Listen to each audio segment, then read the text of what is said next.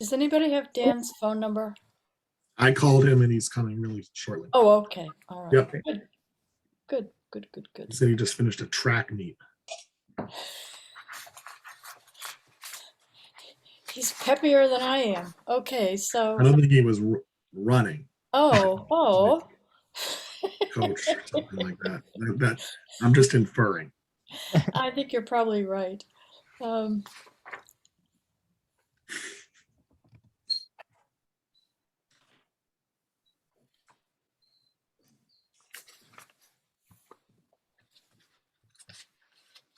so shall we call to order? Sure. All right, it is 7:04 and I gotta turn on my light so I can read here. All right, the no, that's wrong. The April 28th, 2022 meeting of the St. Mark Street Park Working Group is now called to order. Slight delay while I find the correct agenda.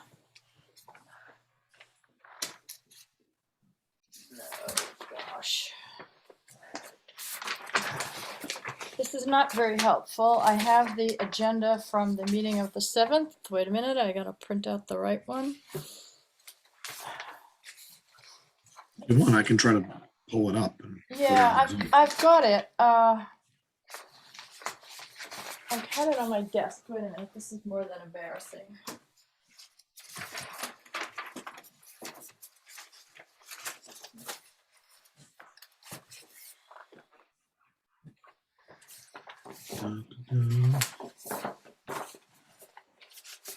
I can show it on the screen if you want. Yeah, I need to print it out to run the meeting. If it hang on a Okay. second, I'll get it right here.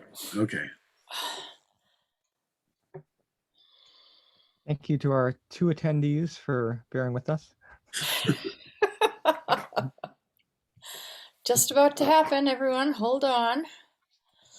Okay, here we go with the final agenda for 28.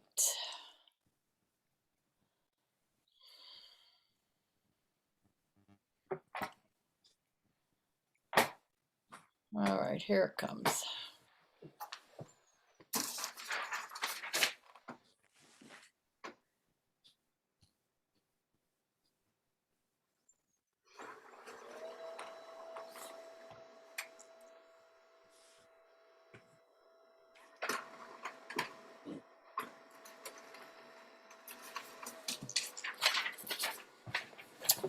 Okay.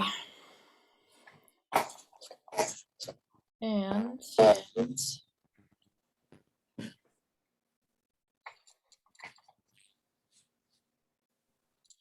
no. Okay. All right. Let's try this again. Calling us to order at 7:07, April 28th, 2022 via Zoom. It is the meeting of the St. Mark Street Park Working Group. The first order of business is to review and approve the minutes of the meeting of March 17th, 2022, and I think we are going to table that and vote on it next time. Am I right? Yes, that's correct. Okay, so we'll table that. The minutes of the 24th. Didn't we do those? Okay, here's Dan. Okay. Hi, Dan. Hi, Dan.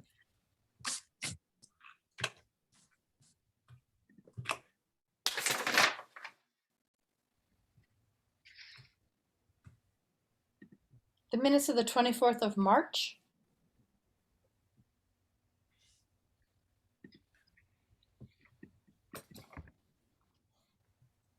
Let's see what was on the agenda here. I think our last meeting was the 17th of March. I will check on the website. Okay.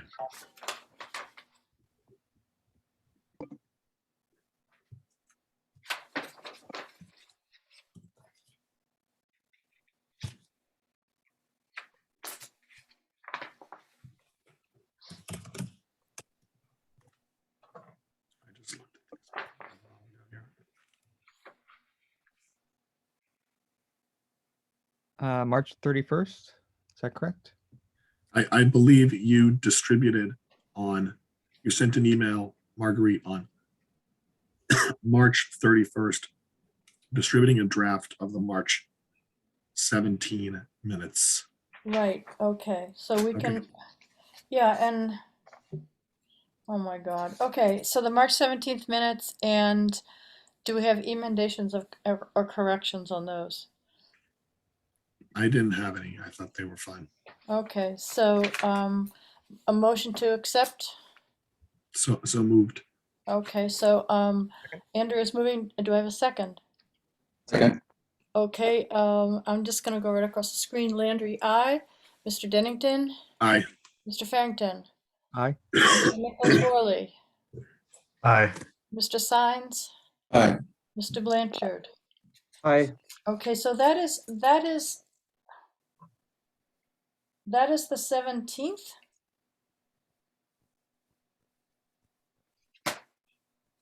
Yes.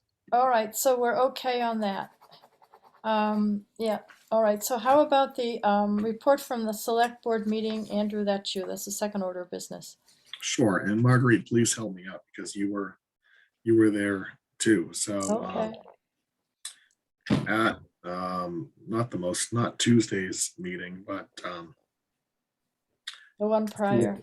yeah, before the school vacation week, Mhm.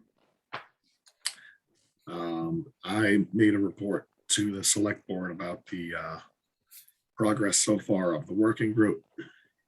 It was actually right before April 15th, which is the aspirational deadline and the charge for holding the three meetings and making a recommendation. And we have held more than 3 meetings. We reported that we've had a kind of wide-ranging discussion, but that there were a bunch of different views, and I think it's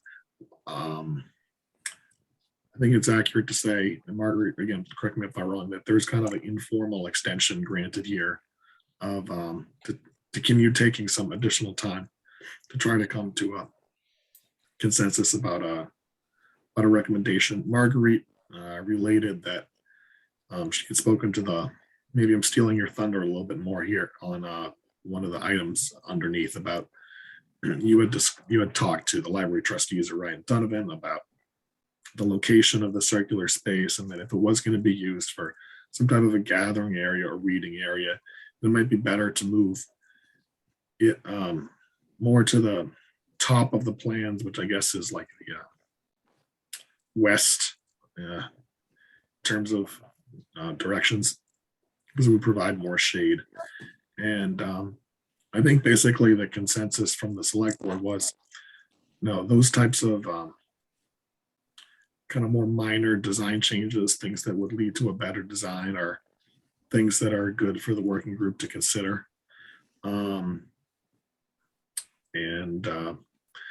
That the select board was looking forward to getting a recommendation about what should fill the circular space. Is that correct? Yes, and thank you for reporting in, because I have a feeling that you have a sore throat happening, but It's actually much better than it was yesterday.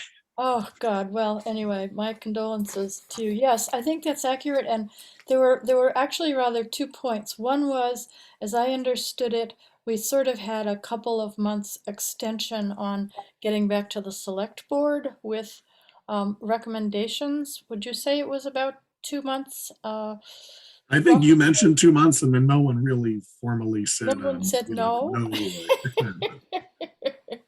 Okay, so in terms of our charge being to be done on the 15th of April, I think we've got a little bit of time.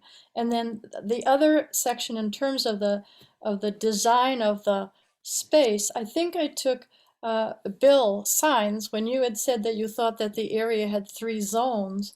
My question was whether it would be possible to work at altering the design that had sort of been chosen for that spot, since there seemed to be a lot of questions about archaeological dig, or you know, what do you want to put there? Or maybe there'd be an open space garden. And I said that there was also the issue of a different noise level in different parts of it. And the part for gathering right in the middle was not the quietest spot. It was in fact sort of noisy.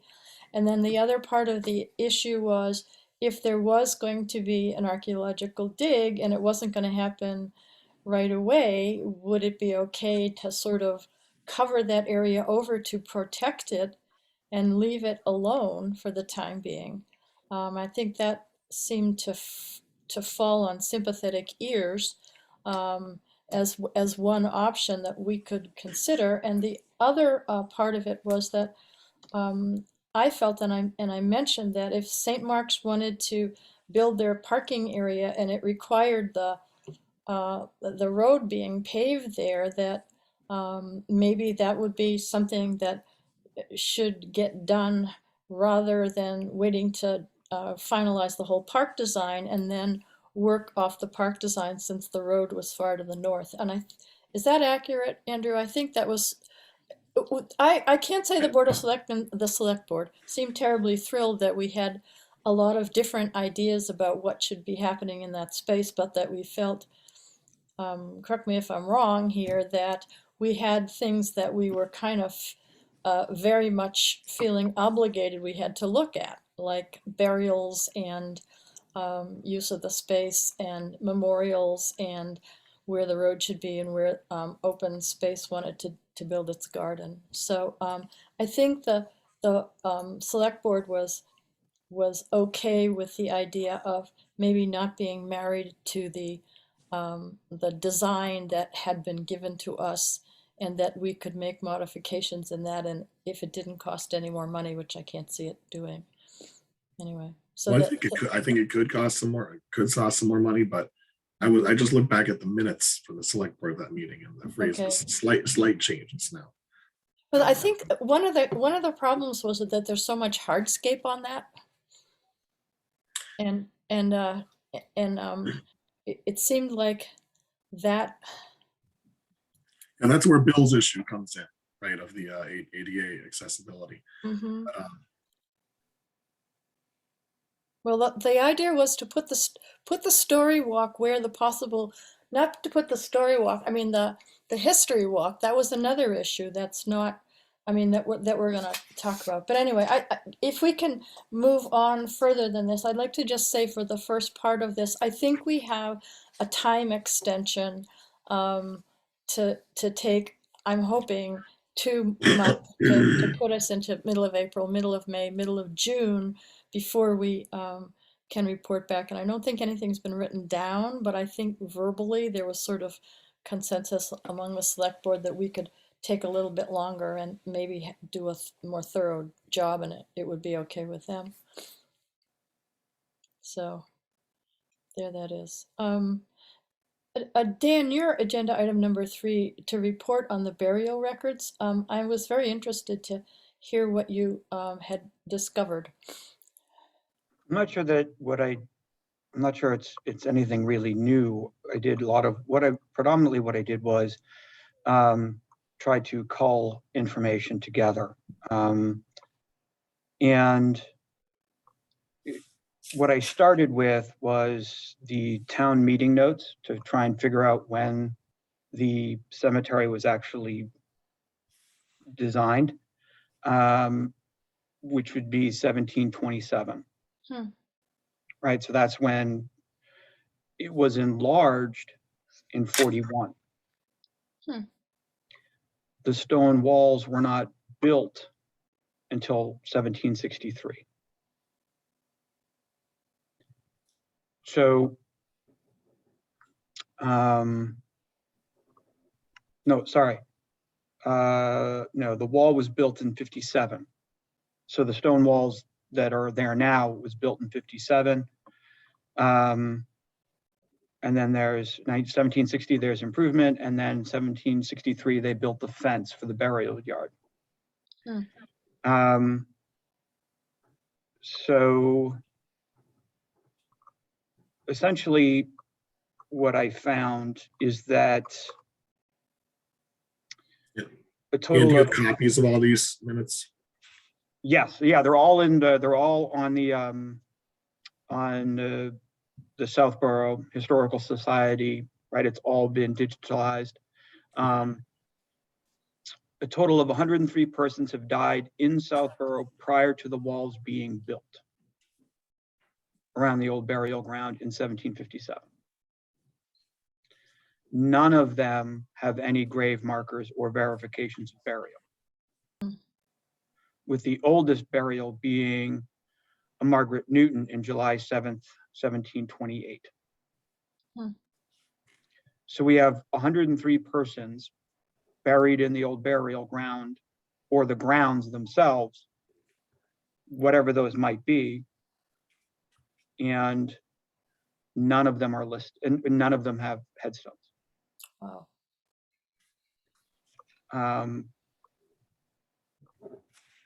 So there are a couple of pieces that I was able to find, right? So the original pastor to the Congregational Church was Nathan Stone. It is recorded that he, in the slave census of 1754, he had a slave with him in the church who is unidentified. The slave census of 1764 lists 5 men and 5 women identified as persons of color in Southborough. We have at least one indentured servant.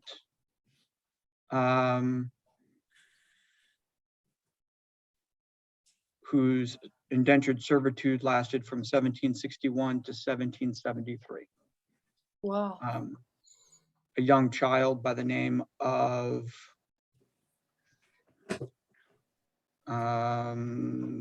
Thomas Carlyle.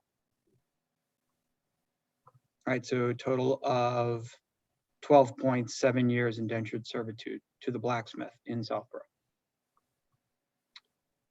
The census of 1790 has John Hager of Southborough with one free person listed not white.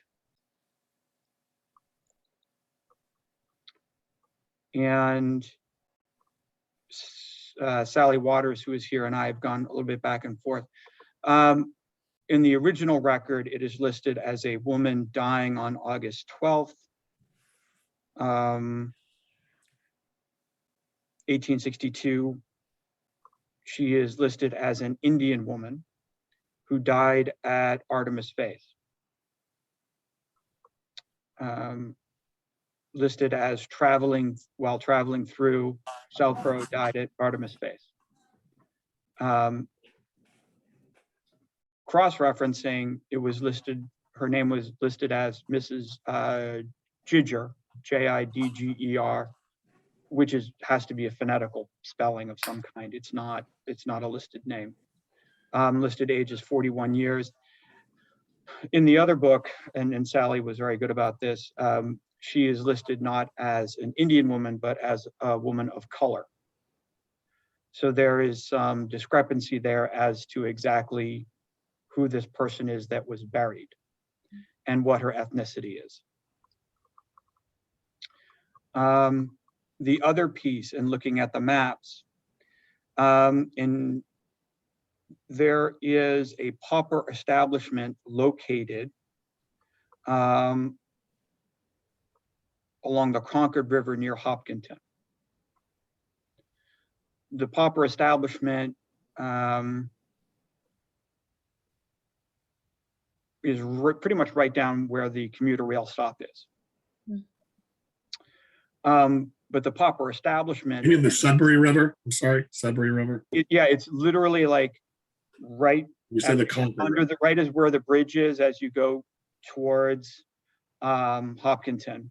Where the old Right, it would be factory right was. down, Yeah. like it was a huge industrial area at the time, but that a pauper establishment existed in Southborough as early as 1764. So the only reason why I bring up the pauper establishment is that usually they are buried separately, or if they are buried communally, then they are done so without grave markers. Right? They would not be buried. Typically, when you look at pauper establishments, they are not buried within the confines. They would not be included in the burial grounds of the Congregationalist church. As I understand it, there was an enormous amount of prejudice against paupers. Yes. They were considered like the insane and the criminal. So that's what I've got. I am going through now I was able to track down the digitalized records of the John Milton Earl papers at the American Antiquarian Society. And it's pretty much everything related to the Nipmuc. And I'm going through those. That also include the site at Hassanameset, which is in Grafton, but it also makes references to Natick and to Ashland, with Southborough being pretty much right in the middle of it all. So I'm going through those papers now to see what I can find out, if any references to the Nipmuc in Southborough. But the reason why I pulled the information together as I did is that, you know, I kind of wanted to reinforce the idea that this not be that whatever the memorial may be, or whatever it may become, that it really is more representative of a much larger population than just simply the Nipmuc. I think that's a great idea. That it needs to be representative of a lot of people that existed in Southborough but were marginalized. But that's what I've got. For me, the number that stood out is the 103 without any burials. Yeah. Right, without any, I mean, they're listed in a burial record, but there are no tombstones. Yeah.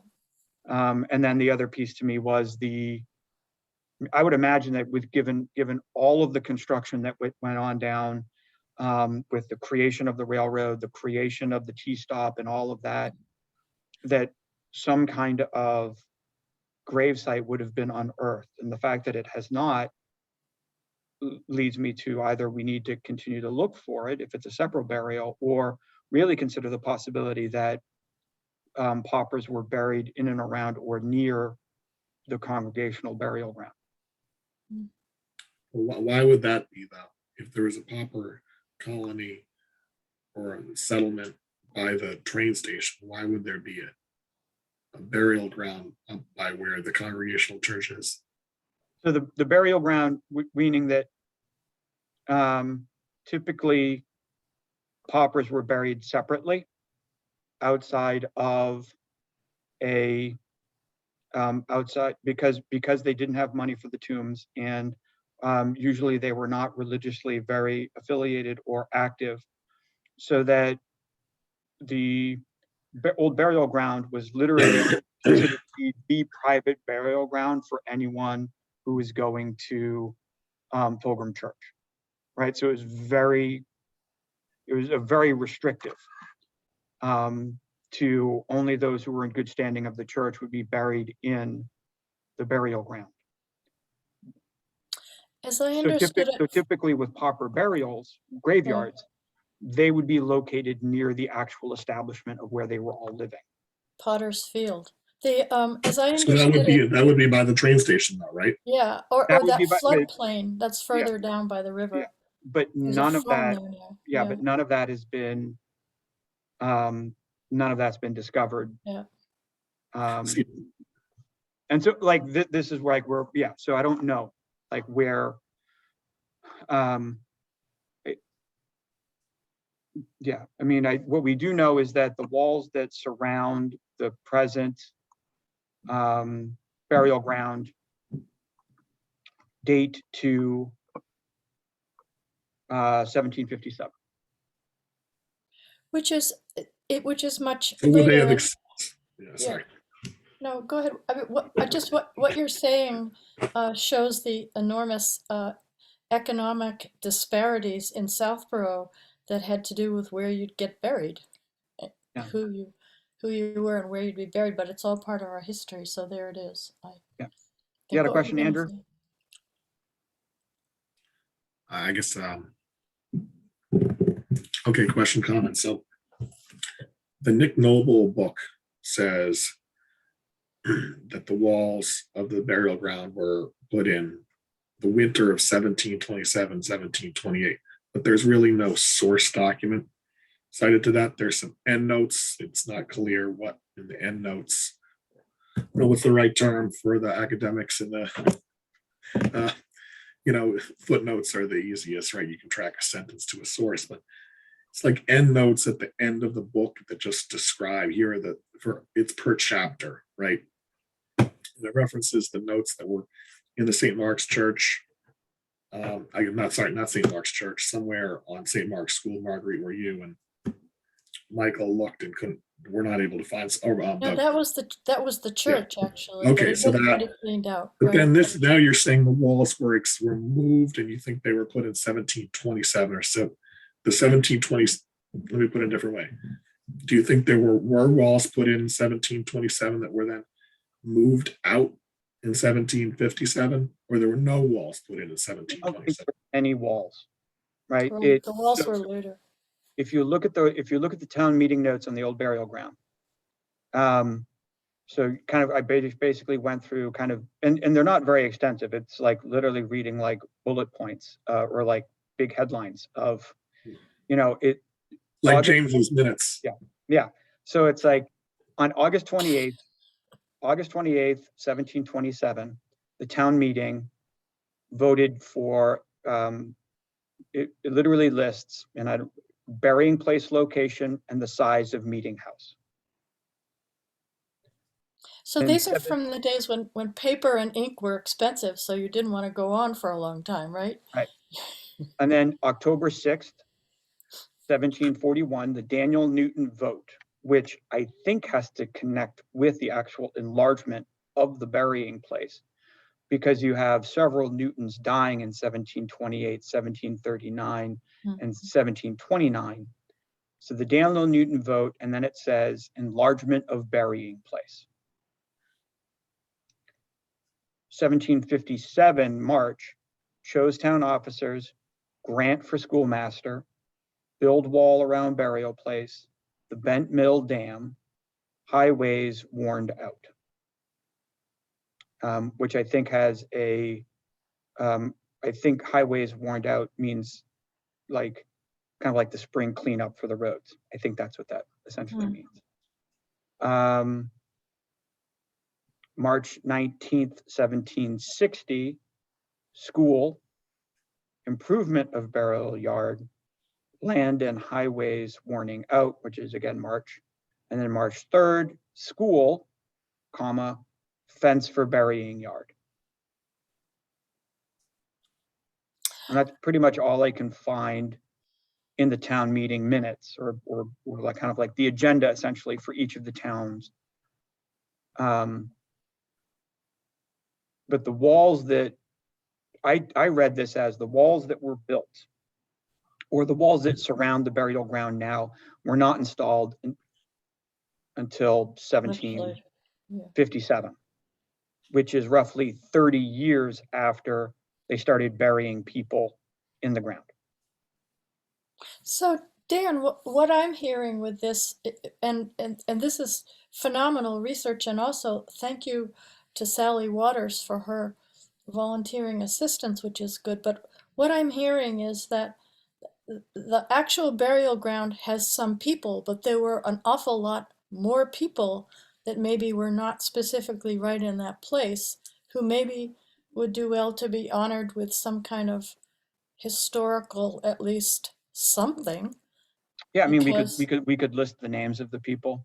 I mean, yeah, that's pretty easy to do. We could list all of the names of the people, right, who are not. I mean, in going through the maps, the 1794 map, the burial yard is not listed at all. right. Not that that would be, not that that's surprising, but it's worth mentioning that it is not listed on the 1794 map or the 1831 map. And that you could get buried on your farm, right? I mean, yes, no? No. All right. I mean, prior to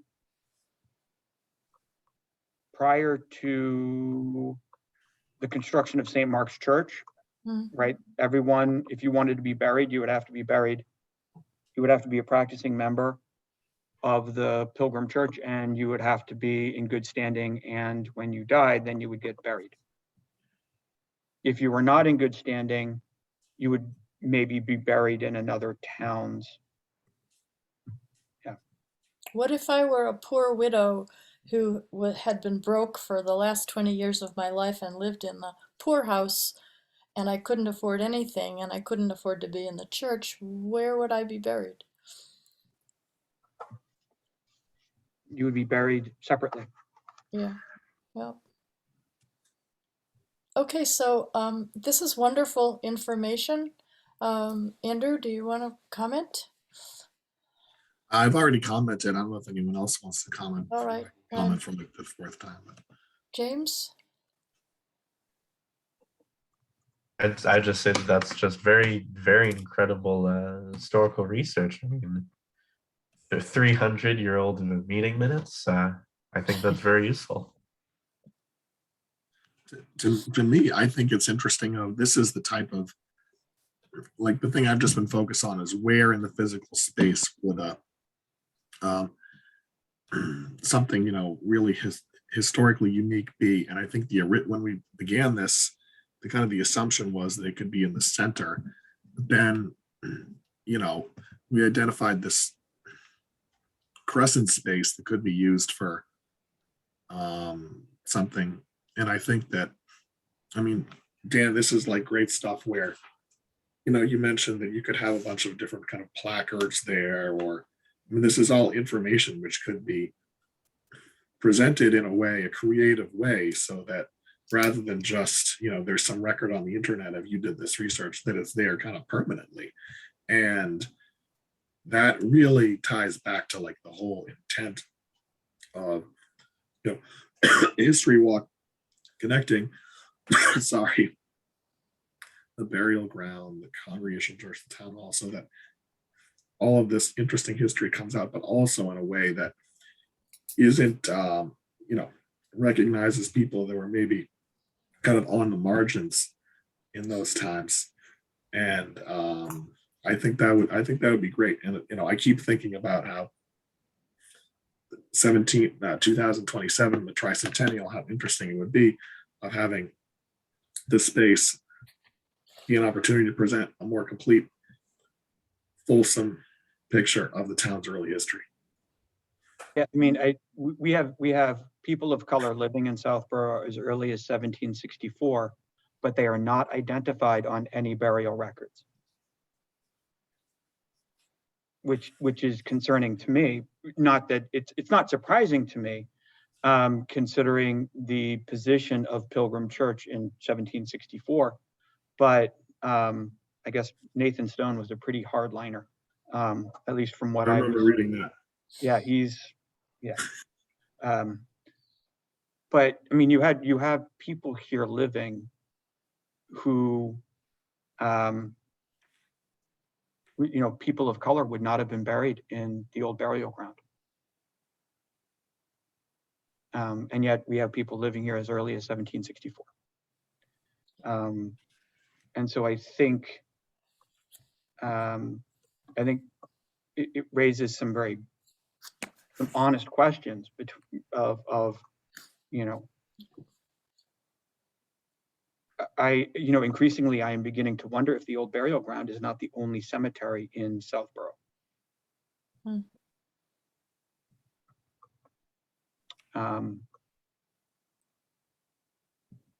Or right, but at least I was able to track down the minutes on where it's located. And I will see if I'm able to find information through the Nipmuc papers But that's pretty much what I've got for a presentation. That's fantastic. Thank you. Appreciate it a lot. Now, and can you also send the copies, I don't know if you're able to download them of the minutes that you. Yeah, so I've got the original source that I sent to Marguerite with Okay, great. my findings, including pictures and elements of maps.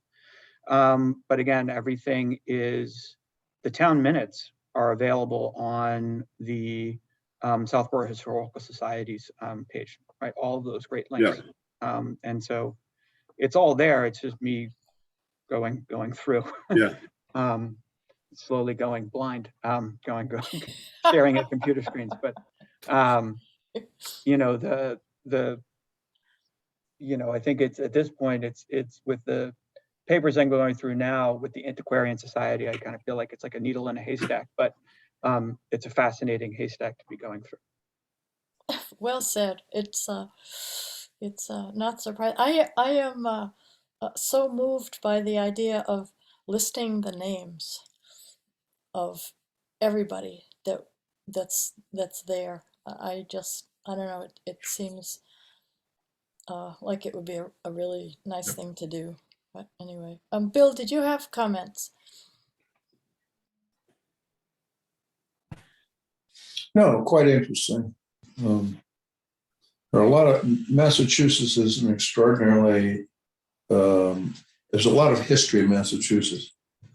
You can stand on the top of Mount Wachusett and look to the east. You can see Boston, and it's quite sobering to realize that almost everything in the first many hundred years of this country is within your field of view. Certainly everything from 1776 Revolution, for example, onward until the battles of New York are within your field of view. So there's a ton of areas out there which have a lot of historical value and component, much of which hasn't been recognized. So anything that can be utilized or can be done here to recognize the history of Southborough and Massachusetts in general would be quite interesting. I still focus on what I talked about the other day, however, which is the depth to which we want to do investigations on this particular parcel of property, and where and if that, in fact, that should occur, where would it occur on the property, so that other uses of this particular piece of property can be accommodated. We can begin to decide on how other uses can be made of the property. Okay, good. Thank you. And James, did you have anything you wanted to add? Oh, sorry, I already asked you. Grant. Sorry, long day. Very long day.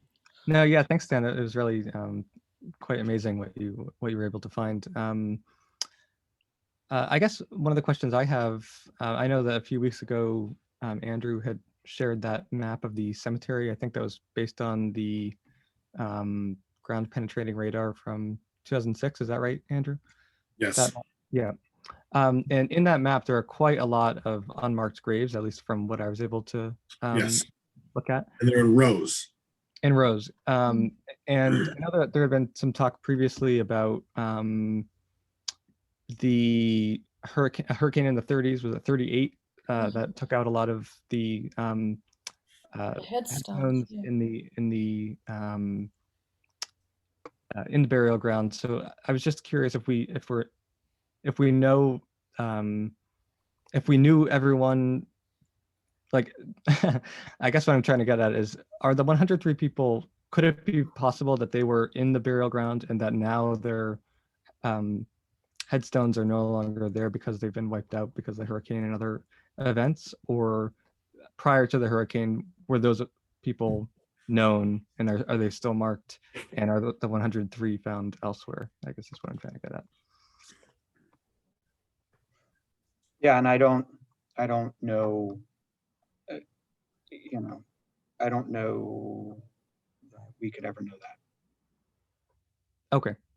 So I mean, so I'm looking at when you look at the map, and you look at the rows of it, I'm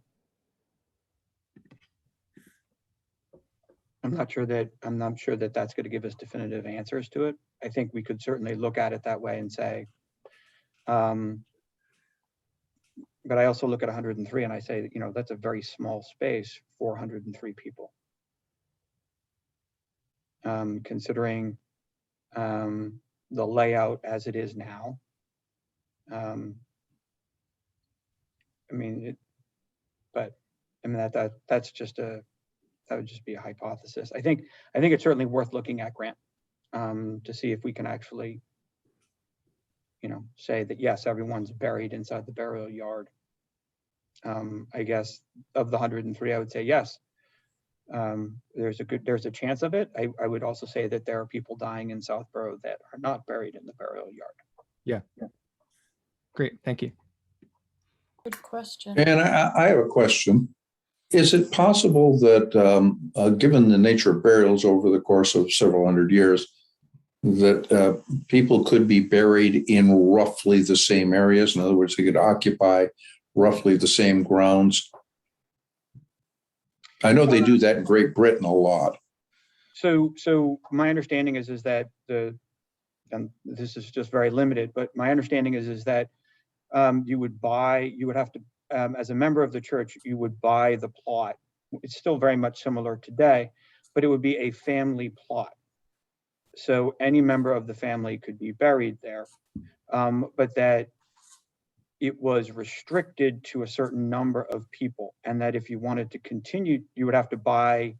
You're not buying one, you know, and this is where the question of the pauper comes in, right?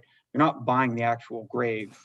It's not like one at a time. You would buy them in a set of 4 or a set of 8, or like in blocks, and that you would then have a singular stone, or you would say, this is where any member of this family can be buried. And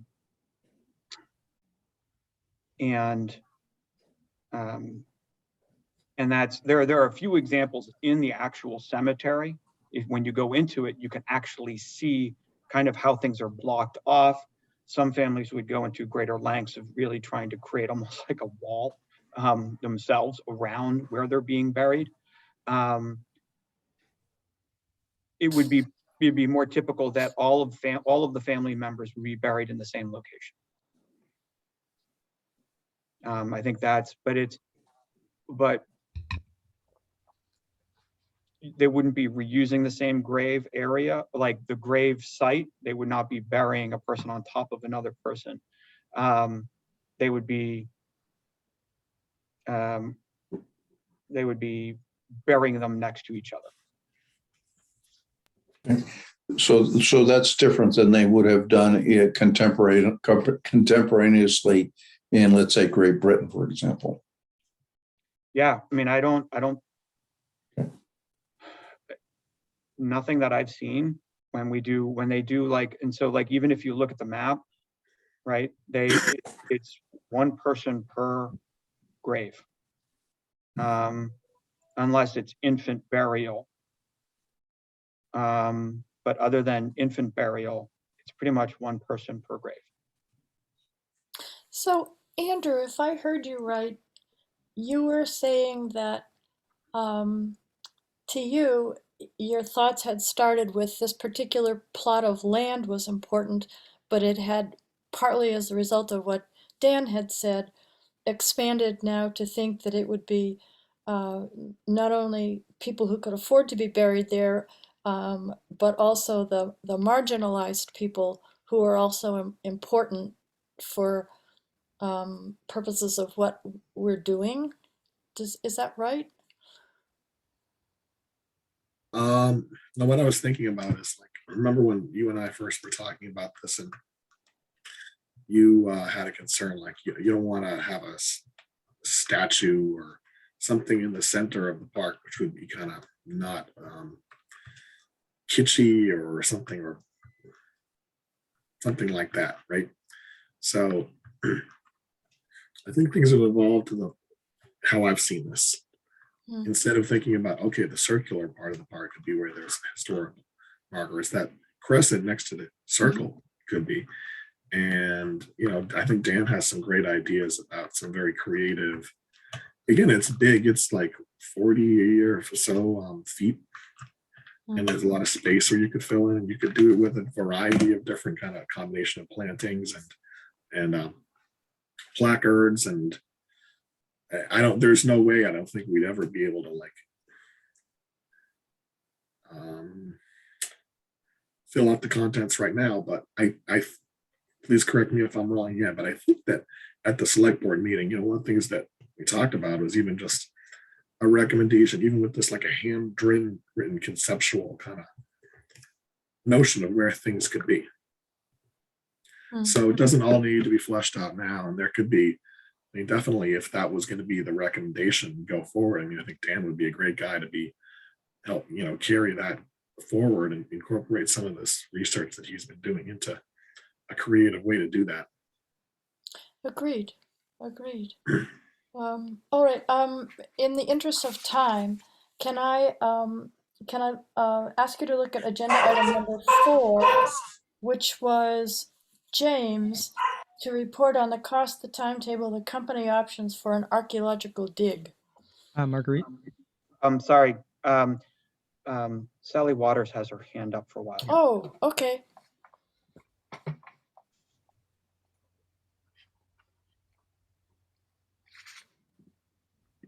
Hello. Oh, I'm trying to figure out what to do here. I just wanted to address a couple of things that have come up, and Grant actually, when he talked about the 103 people and the unmarked graves at the old burial ground, there are over 700 unmarked graves in the old burial ground. And as Grant mentioned, some of the stones were destroyed during the hurricane of 1938. And unfortunately, probably because it was time of the Depression and everything, and it was a really destructive storm, those stones were gathered up and hauled off and used for fill somewhere. So we lost all those names that were on those stones. But the fact is that probably a large percentage of the graves never had stones, because not everybody could afford the stones, even if they were being buried there. So I just wanted to point that out.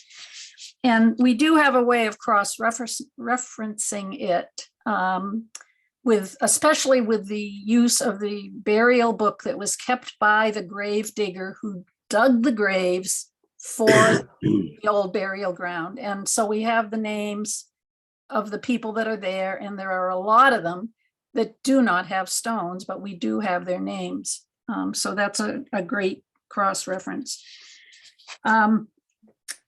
As to all the paupers, yeah, we were not we did not, and it was not just Southborough. There was a common practice called warning out of people in colonial times. And anytime the town thought you were going to become a burden, a financial burden, they would warn you out, and you were supposed to leave town if you were warned out. I know I have some ancestors that were warned out of a town in Vermont, so but they seem to have turned out all right somewhere else. So that's good. And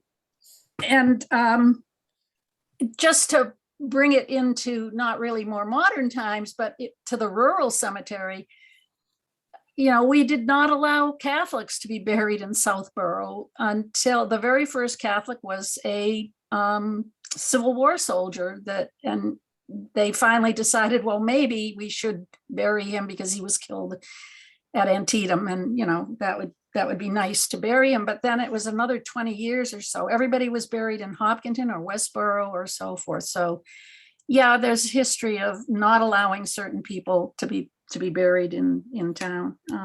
So anyway, and thank you, Dan, for all the research you did. Thank you, Sally. That's great information. There's a lot there. Also, yes, getting buried in a different town. How about that? So Yeah, so the 103 is those are the number of persons that we have without tombstones who Mm. were buried prior to the actual building of the walls around the cemetery. Mhm.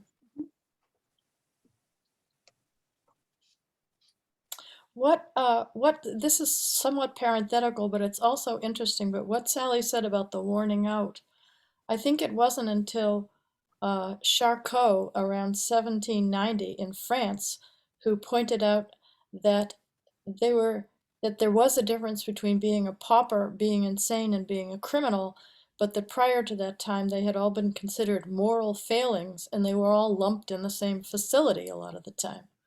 And we tend to think people have always differentiated between a criminal and a poor person, but it was not always so. So anyway, just end of parentheses. Interesting because that was obviously believed in the New World as well as the Old up until around 1790. Not too good. Anyway, okay, so Grant, can you tell us about no, James, can you tell us about archaeology options for a Yes, bid? I can. All right. So I'll keep this brief. I was recommended 3 companies from the head of the the town historic commission, Kevin Miller, recommended 3 archaeological companies. I reached out to all 3 of them about a month ago or 2 months ago now. One of them did not get back to me. One of them got back to me to tell me that they were busy, although said that the other ones we contacted were reputable and well known. And they did recommend, did say to me that there was, quote, no telling where folks could be, and that, you know, there's a realistic possibility that there are unmarked burials anywhere. And the final company got back to me with a rough estimate on a timeline and a fiduciary quote, which is that an archaeological survey in that sort of area that's a third of an acre would take 90 days and cost about $15,000. That is great information. Thank you. That is all useful. I would like to throw it open to the other members at this point, what your thoughts are on moving forward with an archaeological dig at this point, given what James has told us, and also what Dan has told us. Andrew? You know, I still question what it would do here after the soil's already been so moved around All right, and disturbed already. okay.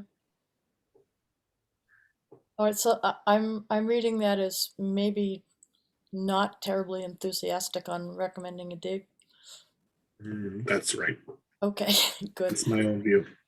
And James, how about you, since it's your research? Well, I do know that when I was talking to, I got to sit down on the phone for a few minutes with one of the archaeologists from these companies. And I believe I have this written in quotes because I think it's a direct quote that protecting in place is the best idea, that it could be good not to do a dig, just not further disturb the area. Okay. All right. Dan? I mean, this is the recommendation from the state. This is what was first recommended that we do. Right? We don't know what we don't know. Mm-hmm. We're not going to have conclusive proof. So,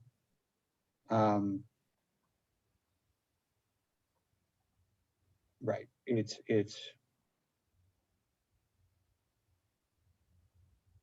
either we leave it alone and we leave it as grass, or if we want to build on top of it, we have to do the investigation. Would you be satisfied with not building on it but leaving it as grass until further notice? In other words, like putting grass on it without disturbing it any further right now and leaving it until later? I mean, yes, but I mean, I think that would be the position that James, right, which is, this is how you protect it, Mm. is you say, we're not going to build on it. Mm-hmm. The issue is that, you know, if people are going to say, well, why can't we build there? Right? They're going to want proof, which we don't have, Mm-hmm. or not the proof that there's nothing definitive, right? And so the question becomes, what is definitive? And is it possible to have definitive proof that's so far removed from the events? Mm-hmm. So I think this is the hard part, right? Yep. The I mean, it's not like we can go backwards in time and say, well, it would have been great if we hadn't done this and then done what the state wanted, but this is where we're at. Yes, it's so disturbed that, right, ground penetrating radar is not going to work. Right.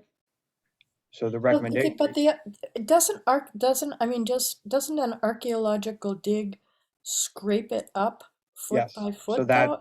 that's right. And so that's the point, right? So the point would be, can you scrape it to a place where you can either use the radar, or you are uncovering evidence enough to say, well, this is probably not something we want to continue to pursue. All right.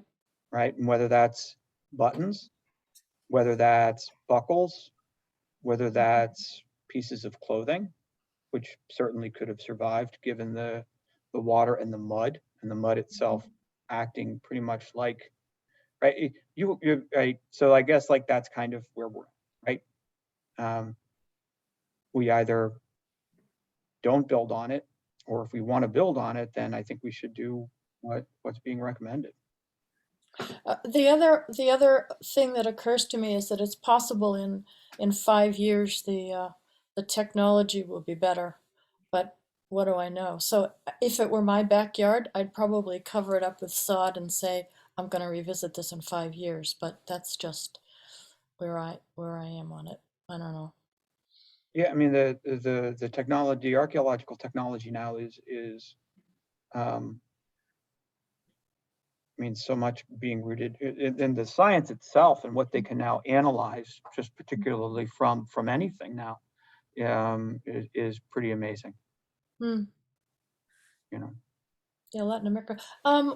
Incidentally, I asked the Bolton Conservation Trust about their pergola on Bolton Common because they built one, and I said that one option might be just to put a pergola there rather than digging, and he said, "Oh, no, no, no, no. Pergola is a lot of disruption to install." So I just passed that along as as something that we may not want to do right away if we want to leave the ground alone. So there it is. Okay, so Grant, what are your thoughts on proceeding or not proceeding with recommending an archaeological dig? Yeah, thanks. I think this is a very obviously historically sensitive part of town. It's right in the downtown area. I was looking at some old maps the other day on a separate matter, but just looking at some of the old roads in town from, I think it was the 1831 map, 1854 map, and just seeing the I guess kind of vibrancy of the downtown area, and Southborough is a very historic town, and I think we take that seriously when in our decision making going forward. And I agree with Dan that we do have a formal recommendation from a state archaeologist who is an expert on these matters. They viewed the site after it was disturbed, so it wasn't that they made the recommendation before everything happened, and now that now that everything's been disturbed, that we shouldn't do it anymore. They visited it after the trees were cut down and the digging had started, and still said that it merited an archaeological dig. And I think that with our discussion tonight of the real possibility of unmarked burial, whether they're native or not, you know, and just the proximity to the old burial ground there. I would definitely be, and also coupled with I think the relatively low cost that James mentioned. You know, the designs for this park alone cost, from my understanding, $100,000 or $150,000 or something like that for the VHB engineering study. Yeah, So yeah. for $15,000 on the dig, just to make sure that nothing's there, or if there is something there, then, you know, who knows what happens after that. But I think it's a relatively minor investment that could have you know, a big impact. So that's where I come down on it right now. What would your thoughts be about covering it over and leaving it for a while? Yeah, If that's the third option. Dig, not dig, cover it for a while. yeah. So I guess I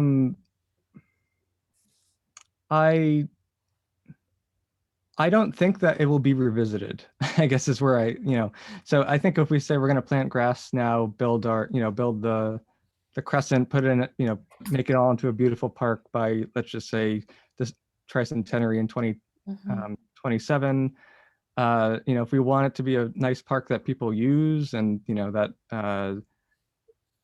is, you know, an integral part of the downtown landscape, then I don't think that there will be any desire to kind of go back and revisit it.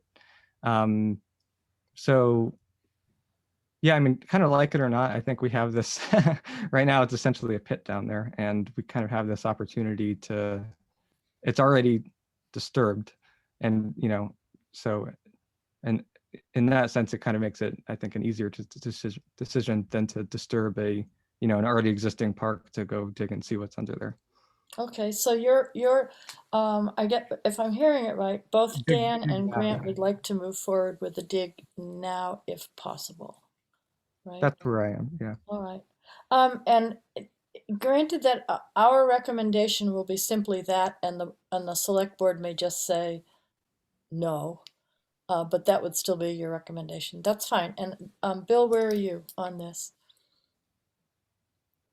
Okay, let's see. I think it's difficult. Here's my opinion. If you don't do something now, if the park is not developed now, it's not going to be, and that will remain a field, for example, in the downtown area that will be not utilizable by any of the future inhabitants of the city. I know that's harsh, but that seems to be the way things work around here. I also like to point out that the library and the septic system for the library has been built much closer to the burial grounds, or the main part of the burial grounds, than this park is. And I don't think I've never read that they have found anything in the process of constructing that, nor that they gave much consideration to it, to be very honest. So, unless we can come up with something very specific physically on site that indicates that there has been a burial of some kind there, or that has been used for a burial at any point in time, then I would take the pragmatic position that we should proceed. And now that doesn't mean that in proceeding to develop that park, that archaeological issues cannot be considered. Mm-hmm. And that's why I've said before that I thought it was a reasonable idea if we could decide on an area where archaeological things most likely would be found, that some type of dig could be conducted while the rest of it could be developed for other purposes. Now, maybe that's impossible under the circumstances. And it certainly wouldn't be necessarily possible using the design that had previously been done, which seems to occupy a very substantial portion of that park. I'm sorry, Jim, can you just clarify that part? So it would seem that, could you just say that last part over one more time? The the current proposed design from VHR or whatever it was, VHB. VHB, thank you. What does that stand for, VHB? Vinas Hagen something. It's an engineering firm. It's a very well known Okay, okay. civil engineer that does a lot of work for, and they do pretty sophisticated. Civil Yeah. engineers, right. Those Okay. things typically, they put, the people who are members of that particular organization typically put their first initials in. And so you come up with names of companies that make no sense for any purpose. So just for my own My- piece of, well, go My ahead. point is this, that as I recall, Mhm. stop me when I make this mistake, then, Andrew, but Yeah. it seems to me that the design that they had proposed was a very substantial design that occupied a very significant portion of that entire area. It was a big circular area which was being proposed. For good reason. I think they made it large for good reason. One of the reasons that I was told that it was done that way was to allow grades to be accommodated so that ADA requirements could be adhered to when developing the sidewalk in that particular area. But point is, if you proceed with that, I think there is going to be very little area where, in fact, an archaeological component could be developed, and other components could be developed. You know, something in the area the size of my living room down here, for example, that would be utilized to satisfy kind of the thinking and requirements we have in other areas. I mean, the point I was trying to make earlier about the history that you can see from what you said about this part of the state. A ton of stuff has happened here over the course of time. And I suppose one could look down on that scene and say, my God, just about anywhere I go, I should be able to find historical components that would be of interest to a lot of folks. But yet we are not doing that. We have not done that. And frankly, I think it is more of a dart game to try to find something that would be of interest if there is no prior or somehow manifestation of the physical elements that you're looking for. They don't do that in Great Britain. They won't dig just anywhere. They won't, they rarely, unless they're continuing a dig, for example, they won't dig up somebody's driveway just to see if there's something underneath it. They will dig it up, of course, if in fact they seem to find that something in the area has a continuation, a wall or some other thing is going on there. But just to say that there might be something of interest there, I understand the academic interest associated with it. I understand the idea of the concept of science and the issue of what we do and do not know. However, being more pragmatic here, I would say that if we can't define something that looks very specific in terms of the interest that we're pursuing, that we should then proceed to develop the rest of the park. In any case, develop the park and furthermore incorporate it or include it into the downtown area in an effective manner. In other words, it's just not the park we're looking at here, although I understand it may not be our remit. It should be the park and the way that park interacts with the downtown area. It's not just another plot of land if we want to proceed with this sort of thing. It's not isolated from the rest of the downtown area. No, It's not to become a skate park. It is, in fact, to be integrated in the downtown area. I think we're hoping for that. So before we move on to your report, Bill, which will be the ADA options for the park design, you're up next. Let me just see, just for my own peace of mind here, in terms of reporting back to the select board, we're of different minds about whether or not to do an archaeological dig. I would have to say that Andrew at present not in favor. Am I right? Correct. Okay, and me, I'm in favor of, right at present, right now, of covering it to protect it with grass and not disturbing it any further at this The time. entire That's the what- entire space, or No, just the maybe the 50 feet out from the stone wall. can I just put up a plan that I think is useful? Yes. Okay, I have to find the right button.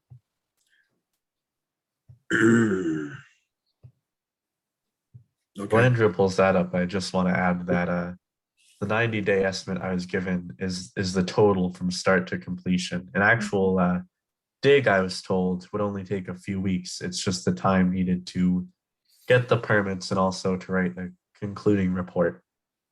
Okay, so 90 days start to finish, but just maybe like 3 weeks of dig. I believe so. Um, And- how much of a time frame until they can get going? That I'm not sure on.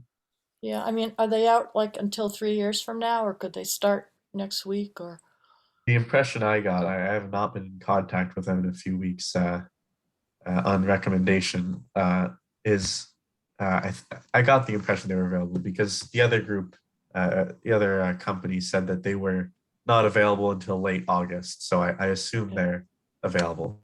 all right, and- okay. and I can say something that I've talked with James about this is, as we started thinking about this, I became a little bit concerned about the state bidding laws, right?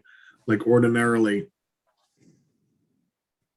I don't think just a volunteer group can just call people and say, hey, we're thinking about doing this. Do you have a rough? And there's a pretty prescribed plan for how you do it. I think that for projects that are under $50,000, there's not a requirement of getting multiple bids. So that was a useful point of information from James that this is under $50,000, but I just want to be conscious of that, right? Anyway, here's what I was just showing about the different areas and where you would buffer something of like, again, I still think it's significant that when we're talking about the whole triangle, it's this, okay? And our focus is really just this. Yep. Are you seeing my cursor move? Yep. All right. And then this is, again, you can clearly see it from walking from the site. This is still a buffer of trees. And if I can look at the scale there, that's already about what? That's about 20 feet right there. That's more than 20 feet. Yes, that's And this about crescent 30 area feet. Yeah. is, and again, we're talking about building on it. Like, I mean, one of the things that, because this subject, after you start being on this committee, you just notice things like, so one of the things that I just saved here, there was something in the Wall Street Journal about how in Miami, developers have put up huge apartment building, like Florida style apartment buildings. And they have been slowed down because they have done archaeological excavations that have uncovered, interesting things that were never known about. And we're talking about huge parcels. And so what we're talking about building there, we're not talking about building like anything like that. We're talking about having, this crescent space is a place where you could have, like the concepts we're talking about, like, markers and stuff to the people who were died in Southborough but don't show up in the burial records. And then here, there's plantings. It's not, when we're talking about building, we're not erecting any type of a structure. Although we talked about a pergola. And then Marguerite, do you mind if I show the pictures you took of the Bolton Town Oh Common? no, but that again, he said it was considerable disruption to build the pergola, even though it wasn't All very right, tall. but just so you see it, what we're Yeah. talking about here. All right, if I can get. This was in Bolton, and they were in an interesting situation. All of Bolton's common and was done by their was done privately by the Conservation Trust in Bolton, and their Trails Committee is also non-town connected. They are not part of Let's- town government. Let's try to. Here's another interesting photo. I think you shared that. It doesn't have the pergola. There were two parts of the Bolton. Yes, one was an amphitheater. Here, so here's this. Yep. Let's see if we share this. pretty interesting. That 'Cause it's they fill that with circle. water and go skating on it in the winter. It's Okay, flat. then also isn't that, I found that kind of interesting, right? Yep. That's And something we that's could old actually, curbstones. That's old granite curbstones that had never been used that they got for nothing, yeah. which So I the mean, town of Southborough could never do because it's a town project. But there it is. so the upside of this is it's kind of very natural. Mm. You can be filled. It's so adaptable to any type of a gathering whatsoever. Downside is that in the summer it's going to be 100 degrees and there's not much shade, and so that's the downside. But then the pergola. Is that gravel, by the way, Andrew? I can't really see the. Do you know what? No, it's not loose gravel. It's kind of it's a pebbly hardtop. Okay. And then I like think. weeds would probably grow in there. I was driving by it a few days ago and I stopped and I said, "This looks really good. They have a pergola and an amphitheater, and they have bonfires in there Yeah, in so the winter. It's okay. nice." So I guess the disturbance would be to put in the posts and stuff, or this, it looks like there's some hardscaping there, but okay, I know maybe disruption in a relative term. Like I'm looking at Our this. problem is that we're not flat. We're not a flat piece of land. Okay, but I felt again, because I just have accumulated all this anecdotal. I Yeah. have this Wall Street Journal article on document. It's a picture of a absurdly huge thing being built. Like there's an example of where that's building on an archaeological significant site. This is really, we don't really know. And then what we'd be looking about, like the word build or erect, is really a little bit more, I don't know. Create. It's really been putting something like this. Create a space, right? Yeah, it's not all that disruptive, and particularly where a lot of the space of the circular space, it's just planting things, right? I don't think it disrupts the soil too much to put in trees. And again, there already is a buffer in that northwest. Well, actually, corner of Andrew, like 20 feet more than now 20. that you're mentioning it, I had asked Bill to report back on other options besides using the VHB civil engineering park design, which, as far as I know, nobody was consulted on, and is being sort of thrust upon the town without really consulting what people would like. The library is not in favor of that design. But I agree. Would you want to just skip to item 7 on that? which on, is that? Library feedback on the park design, if Yes, you bring that up. I can actually, and then also this is, if you could flip that screen back up with the design of the VHB design. Oh, you want me to share something? Yes, please, if you could. Sorry, Okay. I don't have that skill. Let me find it first. All right. I Oh, have it. this one. Yeah. Okay, I got it. There we go. Yeah. Now, And there's other sheets that are more detailed. you're This is right, the- and I said to the select board, first of all, where that if you look at the round circle as a clock face, coming off it at 9 o'clock is a path that swoops, that was supposed to be the history walk. That's gone, apparently, and Karen had moved it so that it went flush exactly with the north side of the library parking lot.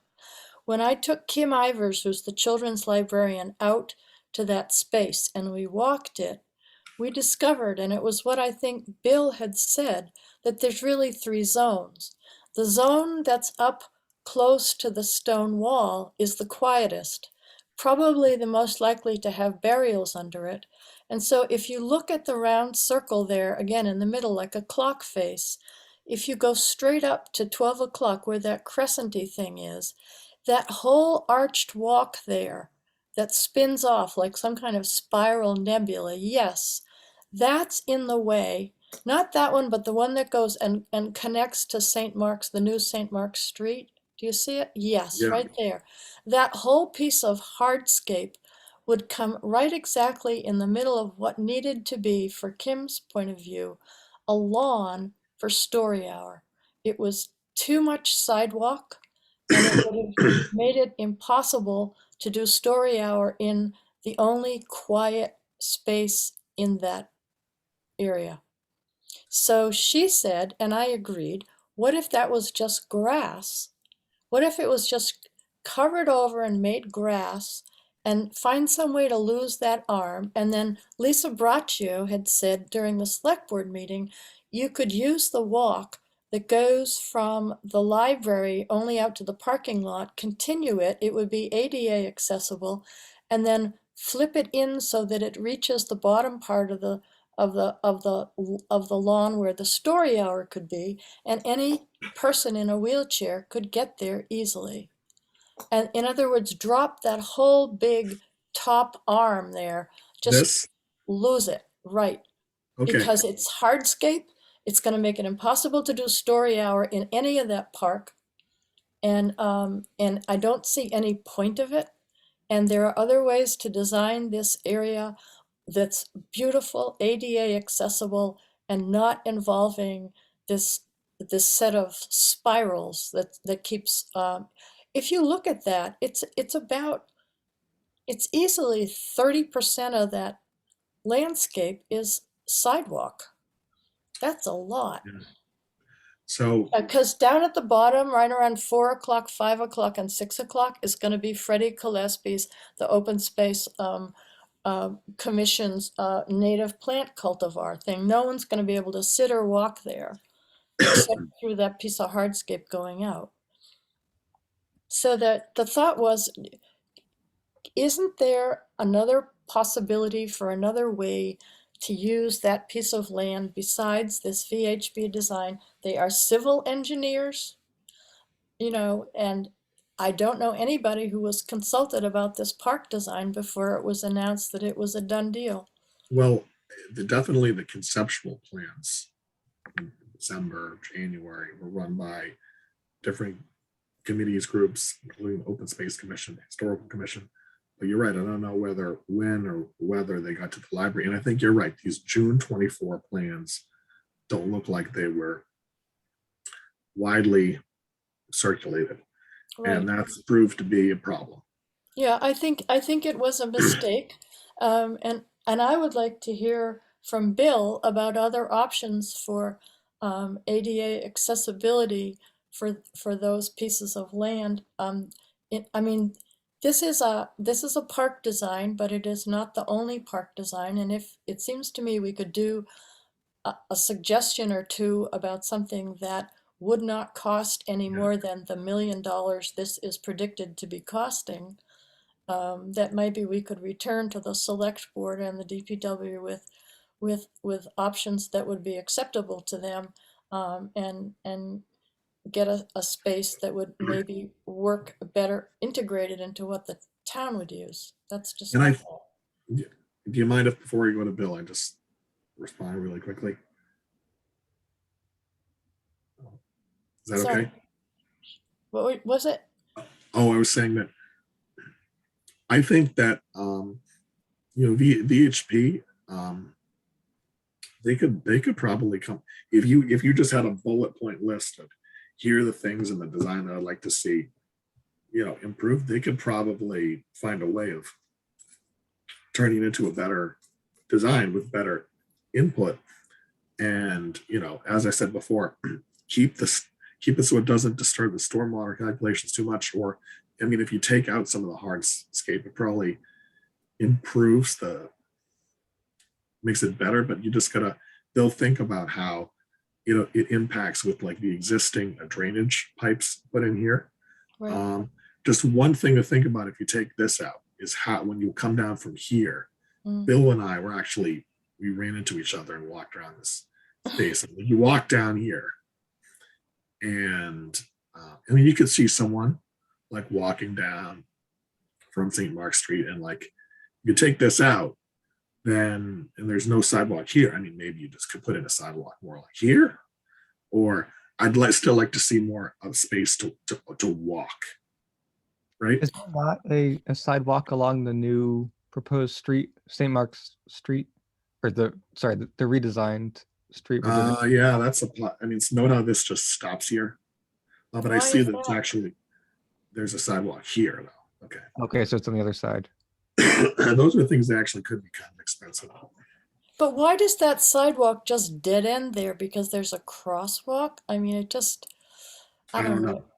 I mean, it just seems like this is, there's so many other ways you could do this small little piece of land. It just, maybe VHB would listen. I mean, Bill, I'd be interested to, why isn't it an X in the middle? Why is it an O in the middle? Or why aren't the streets more, the sidewalks, how many sidewalks are there? There's 1, 2, 3, 4, 5, and then there's the circle. There's 5 separate sidewalks and then the circle in that one piece of land. That's a lot of sidewalk. It's also a big Marguerite, space. I can't tell you why O versus X, and that's Is that an I guess ADA? part of what they tried to do is to give somebody, I think, from my point of view, they tried to do 2 things. They tried to give somebody who is disabled, let's say in a wheelchair or a walker, a gradual slope around that piece of property so that they could motivate them, so they could move around it, number one. But number 2 is, I think they also, by doing that, tried to give as much access to various elements that could be positioned in that park. At least that's what I think they tried to do. In other words, you could put up various plaques or other types of things in that area, and people could circulate around and look at it, including flower gardens and that sort of thing. I think that's the advantage of that particular design. The disadvantage of that particular design is, without an understanding of what you're going to put there, the design in and of itself is a very large chunk of something that sits in the middle of this particular area. If you see my For a point. library story hour, but it's not going to work for that as it is presently configured. Well, I mean, I'm curious as to whether this tree area up in the upper, let's say, since we're using the clock analogy, around 12 o'clock up there. Yeah.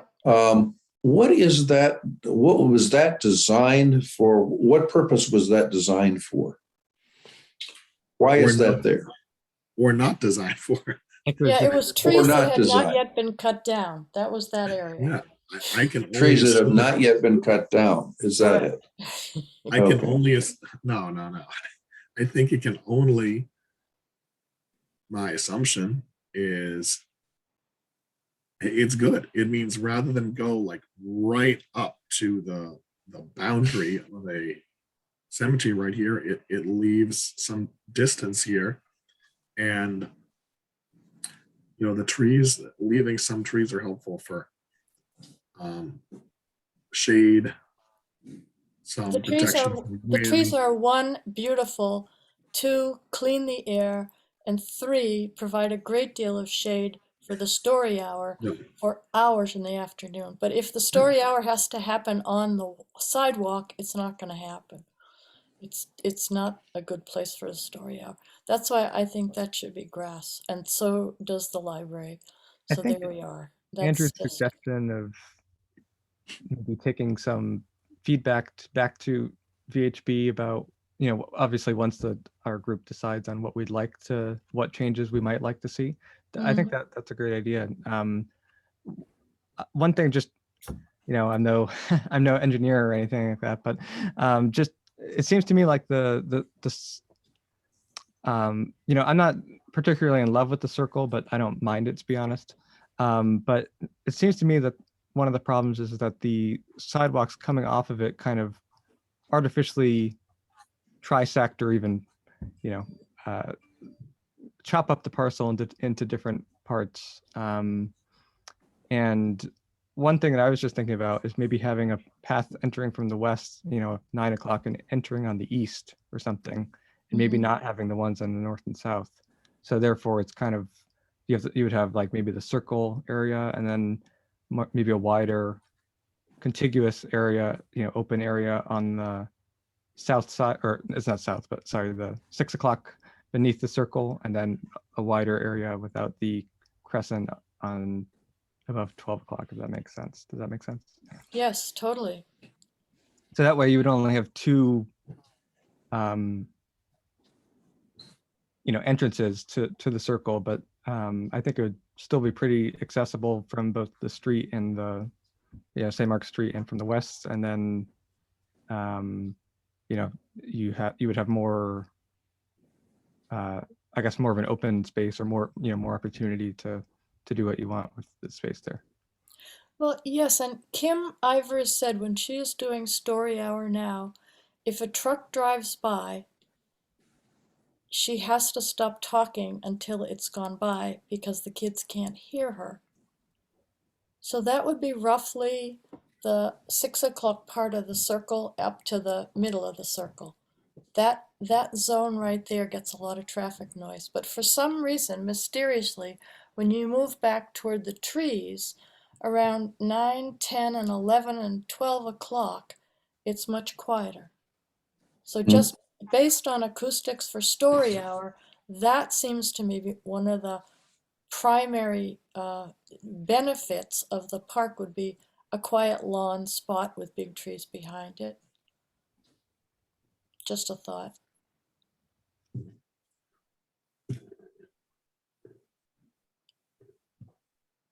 So, Bill, what do you think about the gradations of the slant of the land and the uses that a person in a chair would want to make of it, of that space?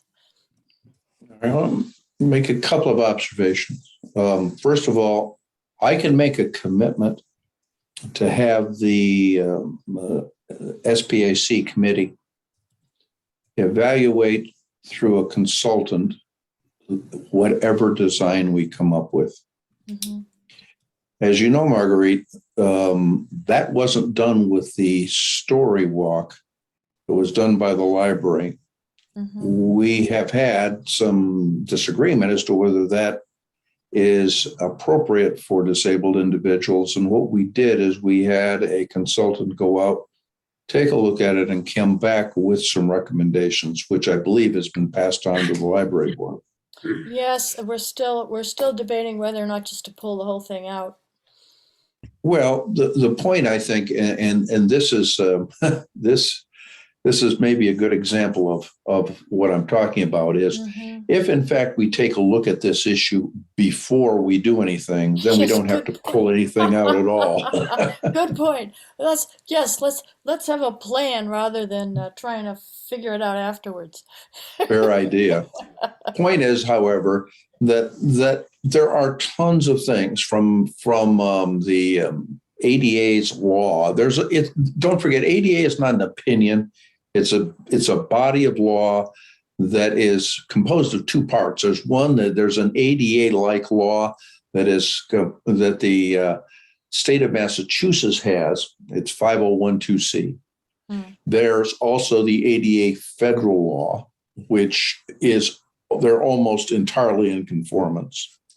And then there are, well, they're not exactly laws, but there are rules and regulations which the National Park Service abides by when they put together trails, for example, across national parks, and the services associated with those trails across national parks. All of those are laws. And it basically means that if, in fact, you open something to the public and you say, the public has every right to utilize this piece of property, that as soon as it's open to the public, it means those laws apply. Mm-hmm. And what we want to do, I think, under these circumstances is, since I assume a park would be open to the public, we simply want to make sure that the park conforms to the ADA requirements. Now, two issues associated with that we probably should be aware of. One that the ADA, you can build a path straight up a hill if you want to, right up to the summit of a hill. And if that's the only way to get to that particular summit, then the ADA rules and regulations do not apply, because they do not apply to natural topography. On the other hand, if in fact within natural topography, you put a construction in place and it does not conform to gradient and slope, etc., then in fact you violated the law. What happens when you violate the law under those circumstances is pretty damn draconian. If somebody complains about that, the city of Southborough has a limited amount of time to rectify that particular problem, assuming it's determined to be in violation. The state determines it's in violation. The city has a limited amount of time, irrespective of budget, to fix it. If in fact the city decides they're not going to do it, then the complainer has every right to sue the city. And in some cases, it used to be, Trump administration was a bit different, but you used to be able to go down and get a lawyer from the federal government to come in and sue the city on your behalf. And those suits are expensive. Not only do you have to fix the problem, but you have to pay tens of thousands of dollars to the complainant. And what the SPAC, or the ADA committee, what used to be called, what that committee was designed to do is to make sure that the city did not find itself in the middle of one of these lawsuits, and to make sure that we, in fact, did not egregiously spend taxpayers' money when, in fact, we could have done the job the right way to begin with. That applies to any public facility, whether it's a building, a park, a sidewalk, you name it. It all has to be, in essence, conformant to the laws that we're talking about for the reasons that I just described. So when in fact one puts a park like this in place and you say, what's the design from an ADA point of view? There is no specific design. It is, in essence, ADA is a body of law, and the town has to conform to it. The ADA, or the SPAC committee, is in essence designed to identify or help identify whether in fact the city is in conformance with the law. And furthermore, what we have done on the SPAC, or the ADA committee, since the town had not gone through a self-evaluation required by the state every 7 or 8 years, since we had not done that in decades, we in fact gone out, got some money, got a grant, went through, and we in fact did a complete evaluation of all the public facilities in town to determine whether they were ADA compliant. And I won't go into the detail about that, but let me say this: you would be shocked at the lack of conformance of public facilities in this town with respect to ADA law. I read it and I was, but I wasn't Yeah. surprised by the old high school. Trust me. Yeah. Well, yeah, I was, frankly, they didn't want to look at the high schools. We insisted that in fact occurred, and we got extra money, or spent money that we had been given by the city. We had largely thought we were going to be able to do this by a grant that we had received. We spent the additional money that had not yet been spent, that the city had given us, and went back and did the school system. I thought the school system, for example, would have been completely conformant. Yeah, I was really wrong. It was not conformant in many situations. And furthermore, here's the thing that I found surprising. And we're talking about school-age children at this stage of the game. I asked a representative from the school. We had them over, had a nice conversation about when they were going to fix all this stuff. And I asked, hey, out of curiosity, what do you think? 10% of the kids in school have some sort of disability? His response was, oh, you think 10%? It's way over 15% of the children in town have a disability. We're not talking about adults at this stage of the game.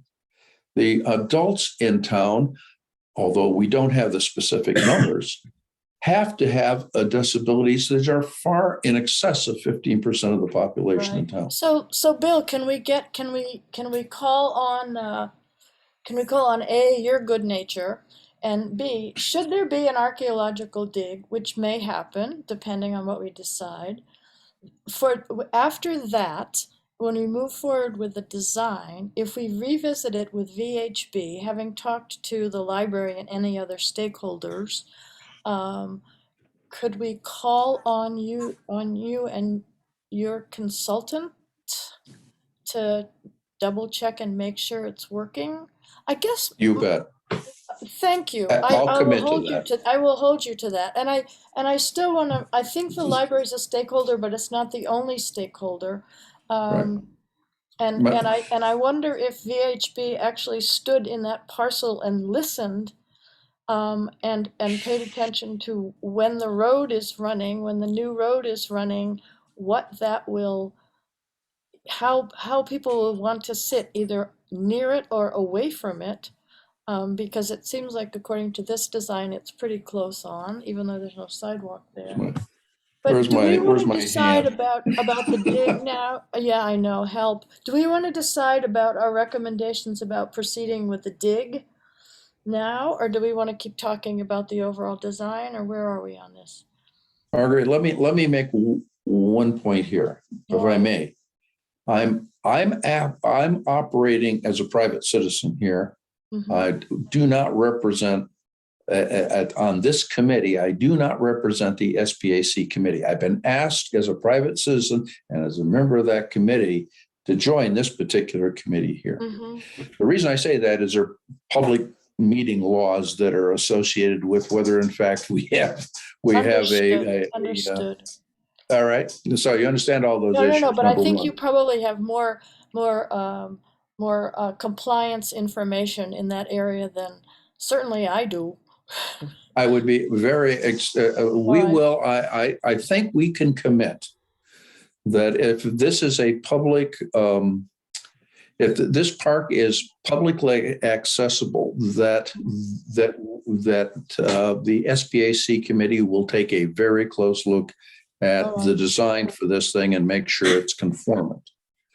I'd also want to point out that, in fact, as we've discussed before, what we want to do is we want to integrate this into the rest of the downtown area. Right.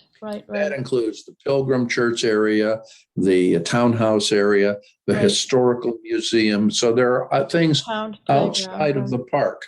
Right. So that means we have to have access to the park from various elements or various and areas. part of a larger plan where someone could, yes, it'll be the Emerald Necklace of Southborough. But okay, well, I won't go that far. But let me also say one additional thing, and this is outside of my remit.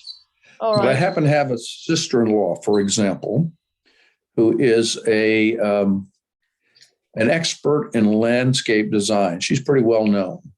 And the question just kind of comes up as to a couple of things. She has pointed out that part of landscape design is to make sure that plantings are placed and plantings can be placed to eliminate, let's say, in this particular case, the traffic noise associated with this particular park. Mm-hmm. It's something that can be done. And so not just are we talking about a planting area for herbs or whatever else. I'm making this up, of course. But it's a planting that part of the horticultural element that goes into this park should be dealing with the environmental issues surrounding the park itself. If we want the park to be quiet, we should take a look at the horticultural issues necessary to make that happen. One of the reasons that it's quiet back up among those trees is because of the trees. Yep. So we don't have necessarily to put that story area back there if, in fact, other things are done close to, let's say, Route 85. Those could also eliminate noise too. You could put it over near the cemetery, near the parking lot where the for the library. You could put the story hour a number of different places. You could do archaeological digs if it's necessary or appropriate to do it up in the corner that they were talking about for the story hour. That could be done up there too. I mean, there are all sorts of possibilities once we understand what we want the various elements of the park to try to accomplish. Then, in fact, we can go in and we could decide what the landscape looks like, what the hardscape looks like, and what the plantings look like. All right, so I'm still thinking that the question of an archaeological dig is very much on the table. That it's something that, if not half of us, then almost half of us think should be investigated or at least recommended. Am I accurate?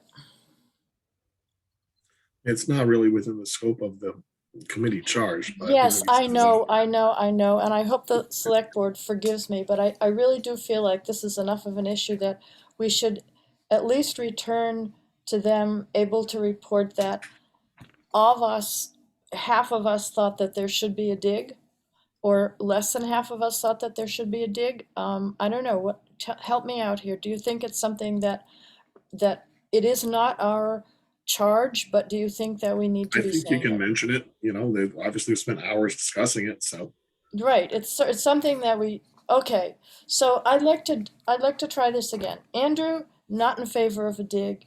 Me, in favor of covering it over and not doing a dig at this time. Dan, how do you stand? Dargry, can I ask you a question? Yes. Covering the entire area of the park? Probably it wouldn't. But when I reached out to the archaeological companies, what I made sure to say when asking about their quote is that it'd be a limited area. So definitely not the entire area of the park. Okay. Oh, there we go. That would mean doing the entire area could be more than what you said. It would take longer. That is a possibility.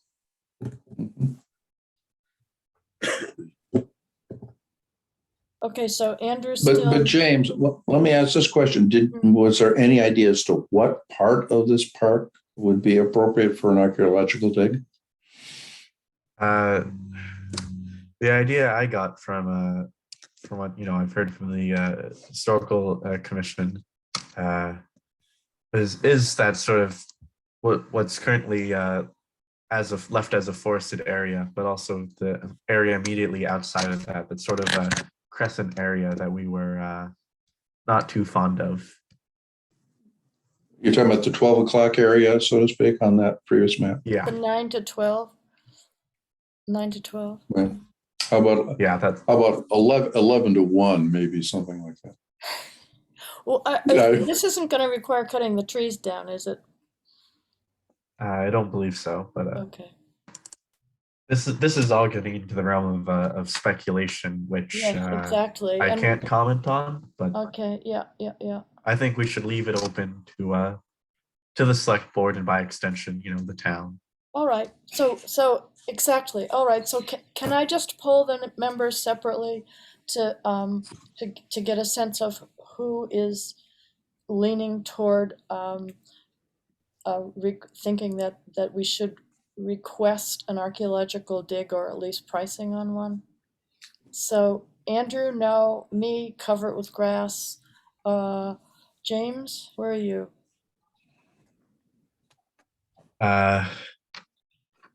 Whatever works.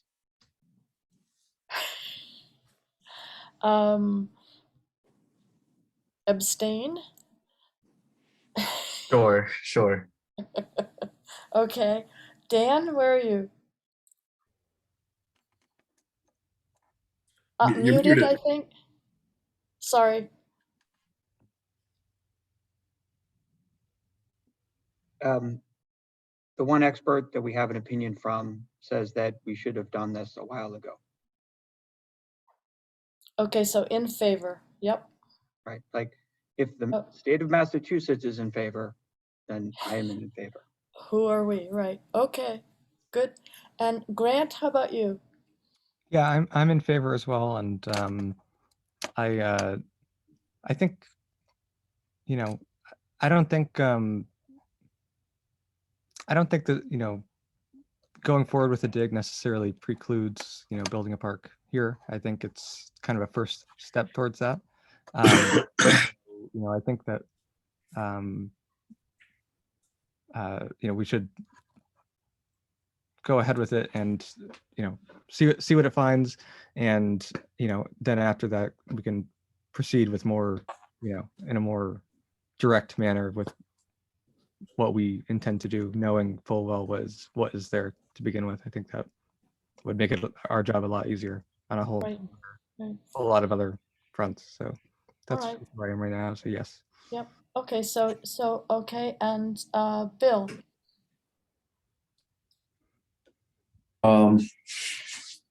If in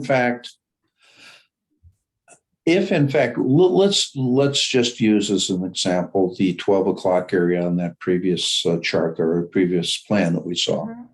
If somebody wants to say, look, that looks promising from an archaeological dig point of view, I'll take, let's say, 25% of that entire space, that area above or near the walk, all the way up to the edge of the wall to the cemetery and the new St. Mark's Road.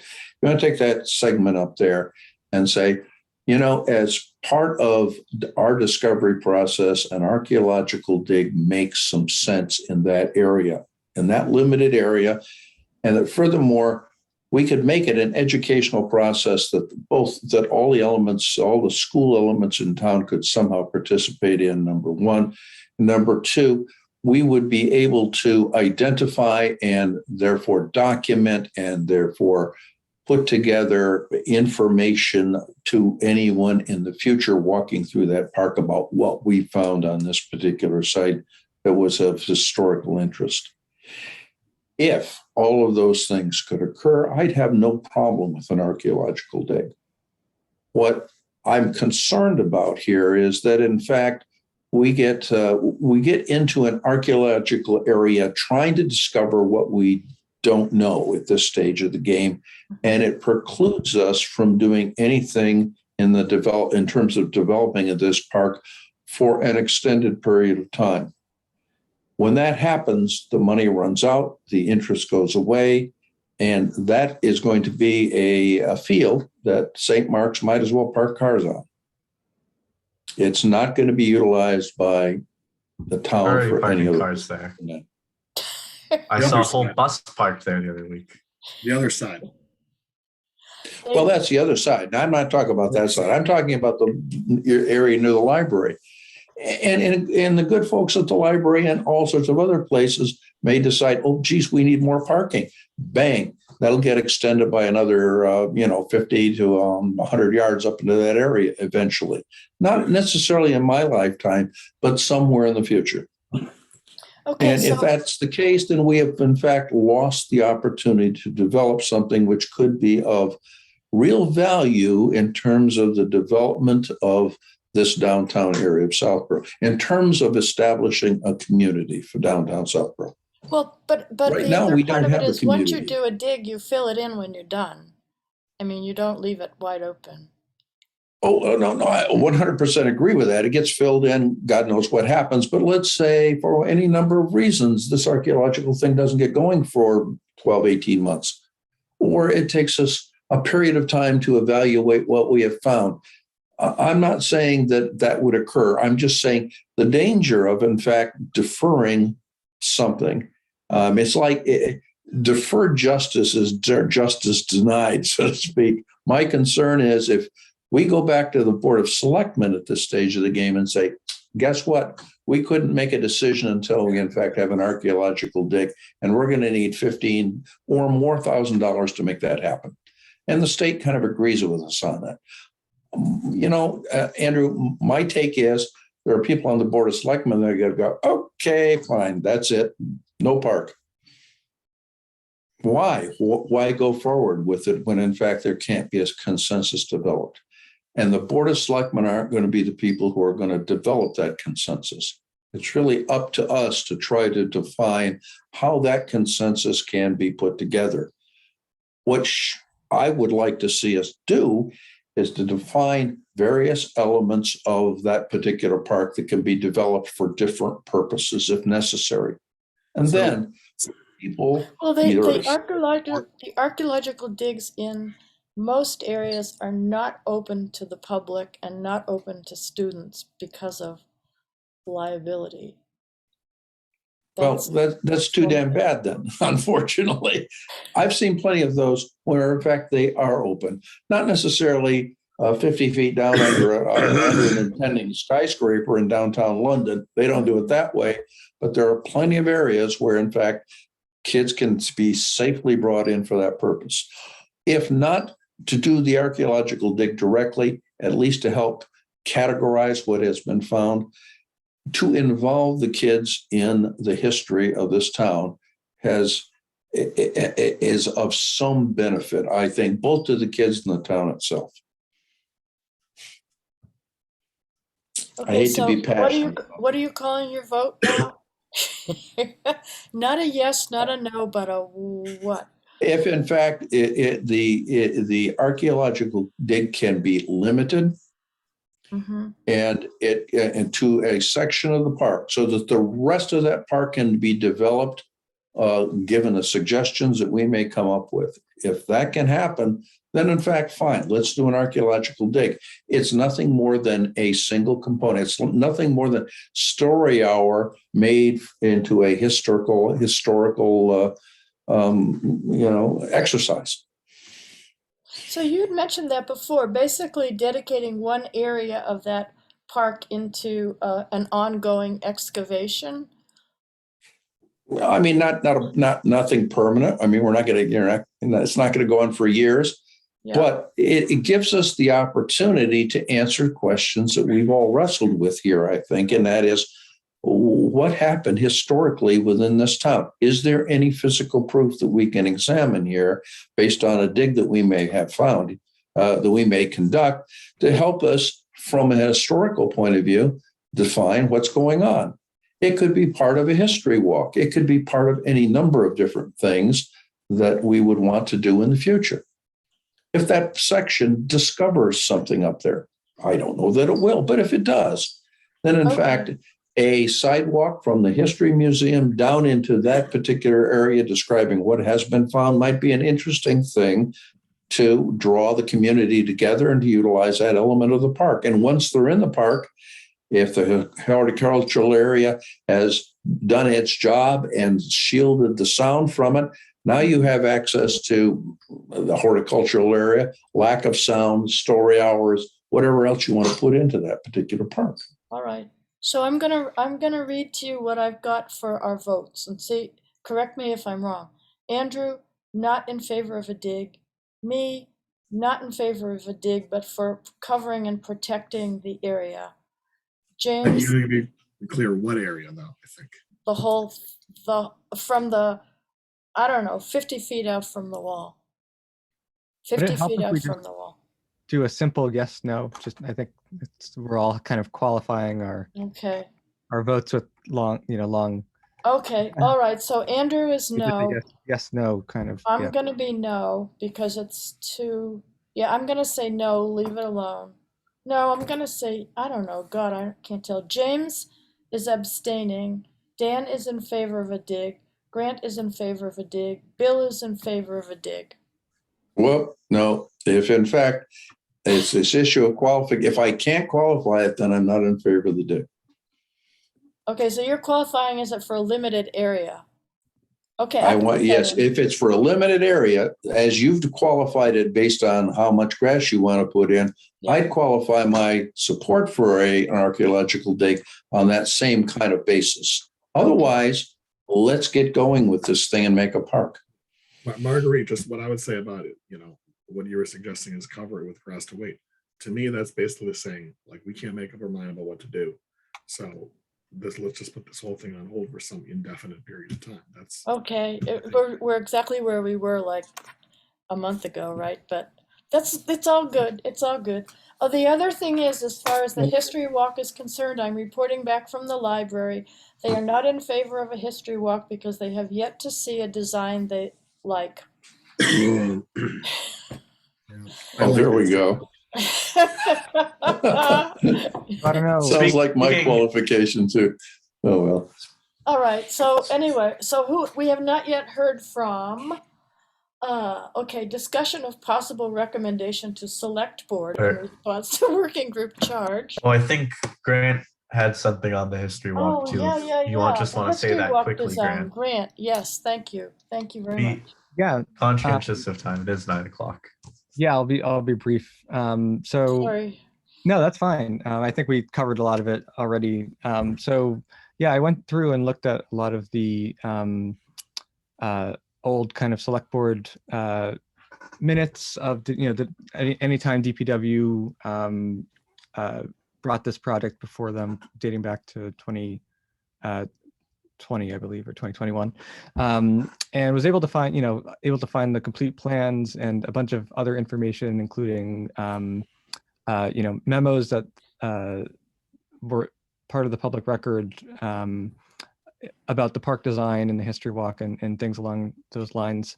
I also emailed Karen Galligan, and I copied Marguerite on that, about whether or not the history walk is currently included in the current park design, because I think a lot of us were kind of unclear about that. Obviously, it was part of the grant to begin with, the 290,000 shared street grant, but in various presentations and later on in the process, the history walk seemed to be dropped. But so I did receive confirmation that currently the history walk is not included in the current plans.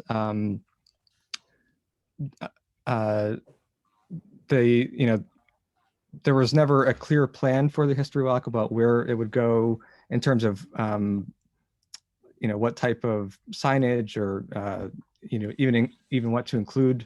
That was all to be kind of determined later. I did find in some of the engineering plans it's on the DPW website, and under, I think it's called various street projects, it's like a 200-page file of St. Mark's Street Park, the Newton Street project, all up for, I think 3 or 4 projects in there. And one thing I did find was that that drawing, which is the current plan, does have the sidewalk extending from the I guess the 9 o'clock portion, of the circle westward behind the library. Behind the library parking lot, where it's currently that open grassy area kind of in between the parking lot and the stone wall. And one of the sheets actually has it going all the way behind the library and connecting to the sidewalk on Common Street. So Do you know what page it is? I think it was Is it the 87. June plans? It was drawn in red, and that would be about as ADA compliant as, I don't know what, not at all. I think it's the one up from that, Andrew. Okay. Did you have a number? Because they have sheet numbers. See, this is 88, Sheet 87, I believe. Is this it? Yes, that one. Which I had not seen before. I'd only seen the more zoomed in version, but as you can see, I'm calling it the original plan because this is still the technical plan that is the current one, but it seemed to have been dropped, so I can't really speak to that. But I didn't realize before all this that it connected all the way to Common Street like that. So I thought that was pretty interesting. In terms of the walk itself, the presentation and the materials that DPW presented before the select board gave 2 different versions of what the sidewalks would look like. Some were kind of like stamped concrete pavers, I think is what you would call them. And then others were like, I'd say like a 75% concrete and then kind of having like a paver strip kind of in it. So there was kind of some detailing of what the actual walk would, in these designs was to look like. But as I said, now it appears like it's no longer in the plan, so I can't really speak to that. So it's all still a bit, at least from my understanding, a bit up in the air. I didn't see the most recent select board meeting, so I don't know if Andrew, if you have an update or anything about the history walk, but that's Not really. what I was able to get. Okay. I think that history walk goes up what they would call a significant gradient, and it probably would need to be looked at for ADA compliance. But and the other part is it goes over the septic system of the library, which would, as I understand it, endanger the septic system to do the heavy equipment stuff up there. So I would love to have a history walk. I just think it needs to be thought out a little better. But that's just me. And I think everyone kind of agrees that it was never fully planned. And I think there's a desire, at least I have a desire, to see it included in some form. I do too. But I guess that will be, I don't know who, maybe it will be up to us to to figure out that, or in coordination with historical and SPAC and other bodies, perhaps. I guess some of the questions Grant- were, would it have raised tablets the way the story walk does? Would it have things sunken in the ground? Would it have QR codes? What would it actually literally look like? Yeah. Marguerite, that may be more detailed than we can come up with tonight. It's a very good question. The No, I only- know, and it's getting late and we have to stop. The only thing I would Well, like to, but my Yeah, go point ahead, is sorry. that, Grant, has the Historical Commission been involved in the creation or design or even discussions of the history walk? I have not been in contact with them, so I can't There- speak to that. I know that in one of the recent meetings they had been talking about, because of the new historic district, putting up new kind of historical signs in and around kind of the downtown area. But I don't think that was specific to the history walk in any way. I think that was more of a general. I mean, it would be nice if we could find an established group within the community to kind of take sponsorship for something like that. Yes, I agree. So that they get involved in it intimately, and I think they could be the sponsors, and even if in fact additional monies are required, they might have some ideas as to how grants could be obtained to construct a history walk. That would be one thing. The library obviously has additional issues with respect to story hour. And there are all sorts of sponsors, I think, that we would want to try to reach out and establish with respect to the various elements of the park, parts of the park that we might want to, decide upon here. So I know it's getting late. I'd just like to bring up one thing. Would it be at all reasonable to suggest that Andrew, as a select person, you might bring up to the Board of Selectmen, or I wouldn't mind being involved with this, and I think, Bill, because you've sort of volunteered your sister-in-law, is it, or your sister? that we might Wait. that we might open conversations about the design of the park with VHB again, and see Yep. if we could maybe think of a couple more options. so Right, but I think both combination of conservation, the open space group. There are other horticultural areas, interest in town, Yeah. which can be brought in as a group. They certainly understand exactly what I was talking about earlier with respect to sound mitigation. Well, but they open have to space be has basically 25% of that park that they're planting non-native cultivars in, and they're flat. They're probably a foot tall, 2 feet tall. That's Well, it. they should, if we give them an additional assignment, Mhm. help us mitigate some noise, folks. They should be Alright. able to do that sort of thing. So maybe we should just, try and get like a conference committee meeting where we get a few groups together in a room. Yeah, why not? If we can decide what elements seem to be of most interest, divide it down to 3, maybe 4 at most, that can be Perfect. represented by various elements within this park. If we could do that, then in fact, we could kind of reach out to each one of the potential sponsors out there and see if we could attract their interest in helping us develop some additional insight as to how that element of the park could be utilized and developed. Marguerite, just want to let you know, I reserved the Zoom room until 9:30. It's getting to be 9:30. Yeah. Let's do something we can all agree on. Let's pick the date of our next meeting. Well, but before we go, I don't think we got to the next agenda item, which is actually the most important. I guess we're talking about right now, but Oh, no, discussion of possible recommendations Yeah. to select Okay, board that's in the whole response point, to right? working group charge. Yes. Just James, in reviewing the minutes of the last meeting, James had suggested at the last meeting that we put something in writing. Okay, so before this meeting, I started to put down my own kind of bullet points, right? And they're basically just reflect what I had already said. But I can just share them on the screen, and Oh, with the good. thought being Yep. like if everyone did the same thing, we could share the notes at the next meeting, and then I don't know, see what was an agreement about. So obviously, mine just like a threshold question is, how do you address whether to do an archaeological dig? All right, but I just went to the charge, and this is how I would recommend how I would answer the charge. And again, I'm just showing this like the format.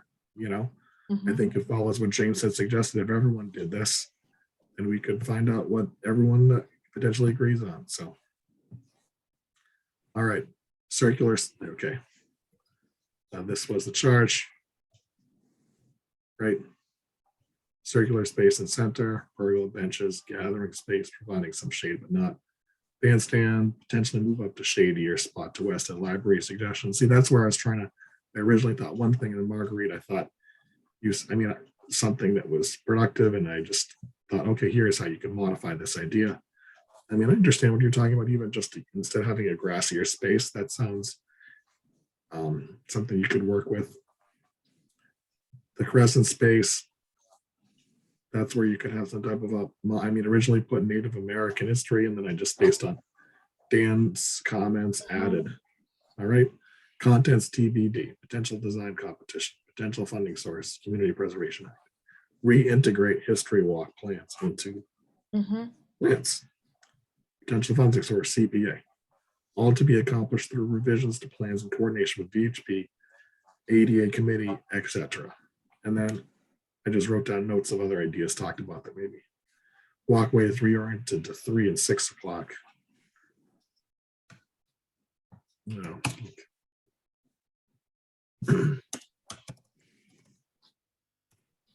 Okay, so like if everyone did something like this, so that I think like for the format for the next meeting, if we really just focused on everyone looking at notes like this, then we would get to the point where maybe in just maybe only one more meeting or 2 more meetings, we'd be able to get something. I think that sounds like a great idea. Yeah, because I think this is like meeting number 6, you know, and there's a lot of overlap.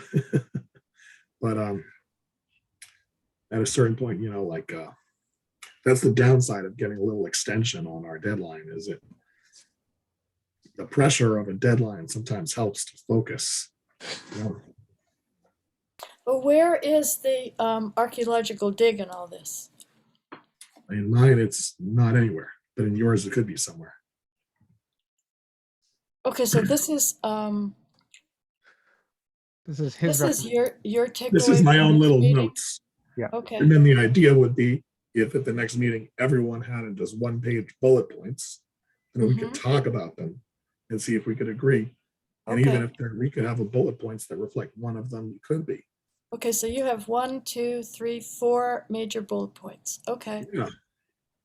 All right. And we could put that on the agenda, perhaps. All right. Share notes about personal recommendations. So when should our next meeting be? So So our next meeting will be, By the way, that has to be done at the next meeting, not before. That's right, right, absolutely right, right. so we won't be debating, right? It's public forum. Yep, A week from today is what could be the second day of town meeting. So It's not So good. maybe 2 weeks from today, May yeah, maybe 12th. 2 weeks from today. so the 12th? Okay, Same Yeah. time, 7 o'clock.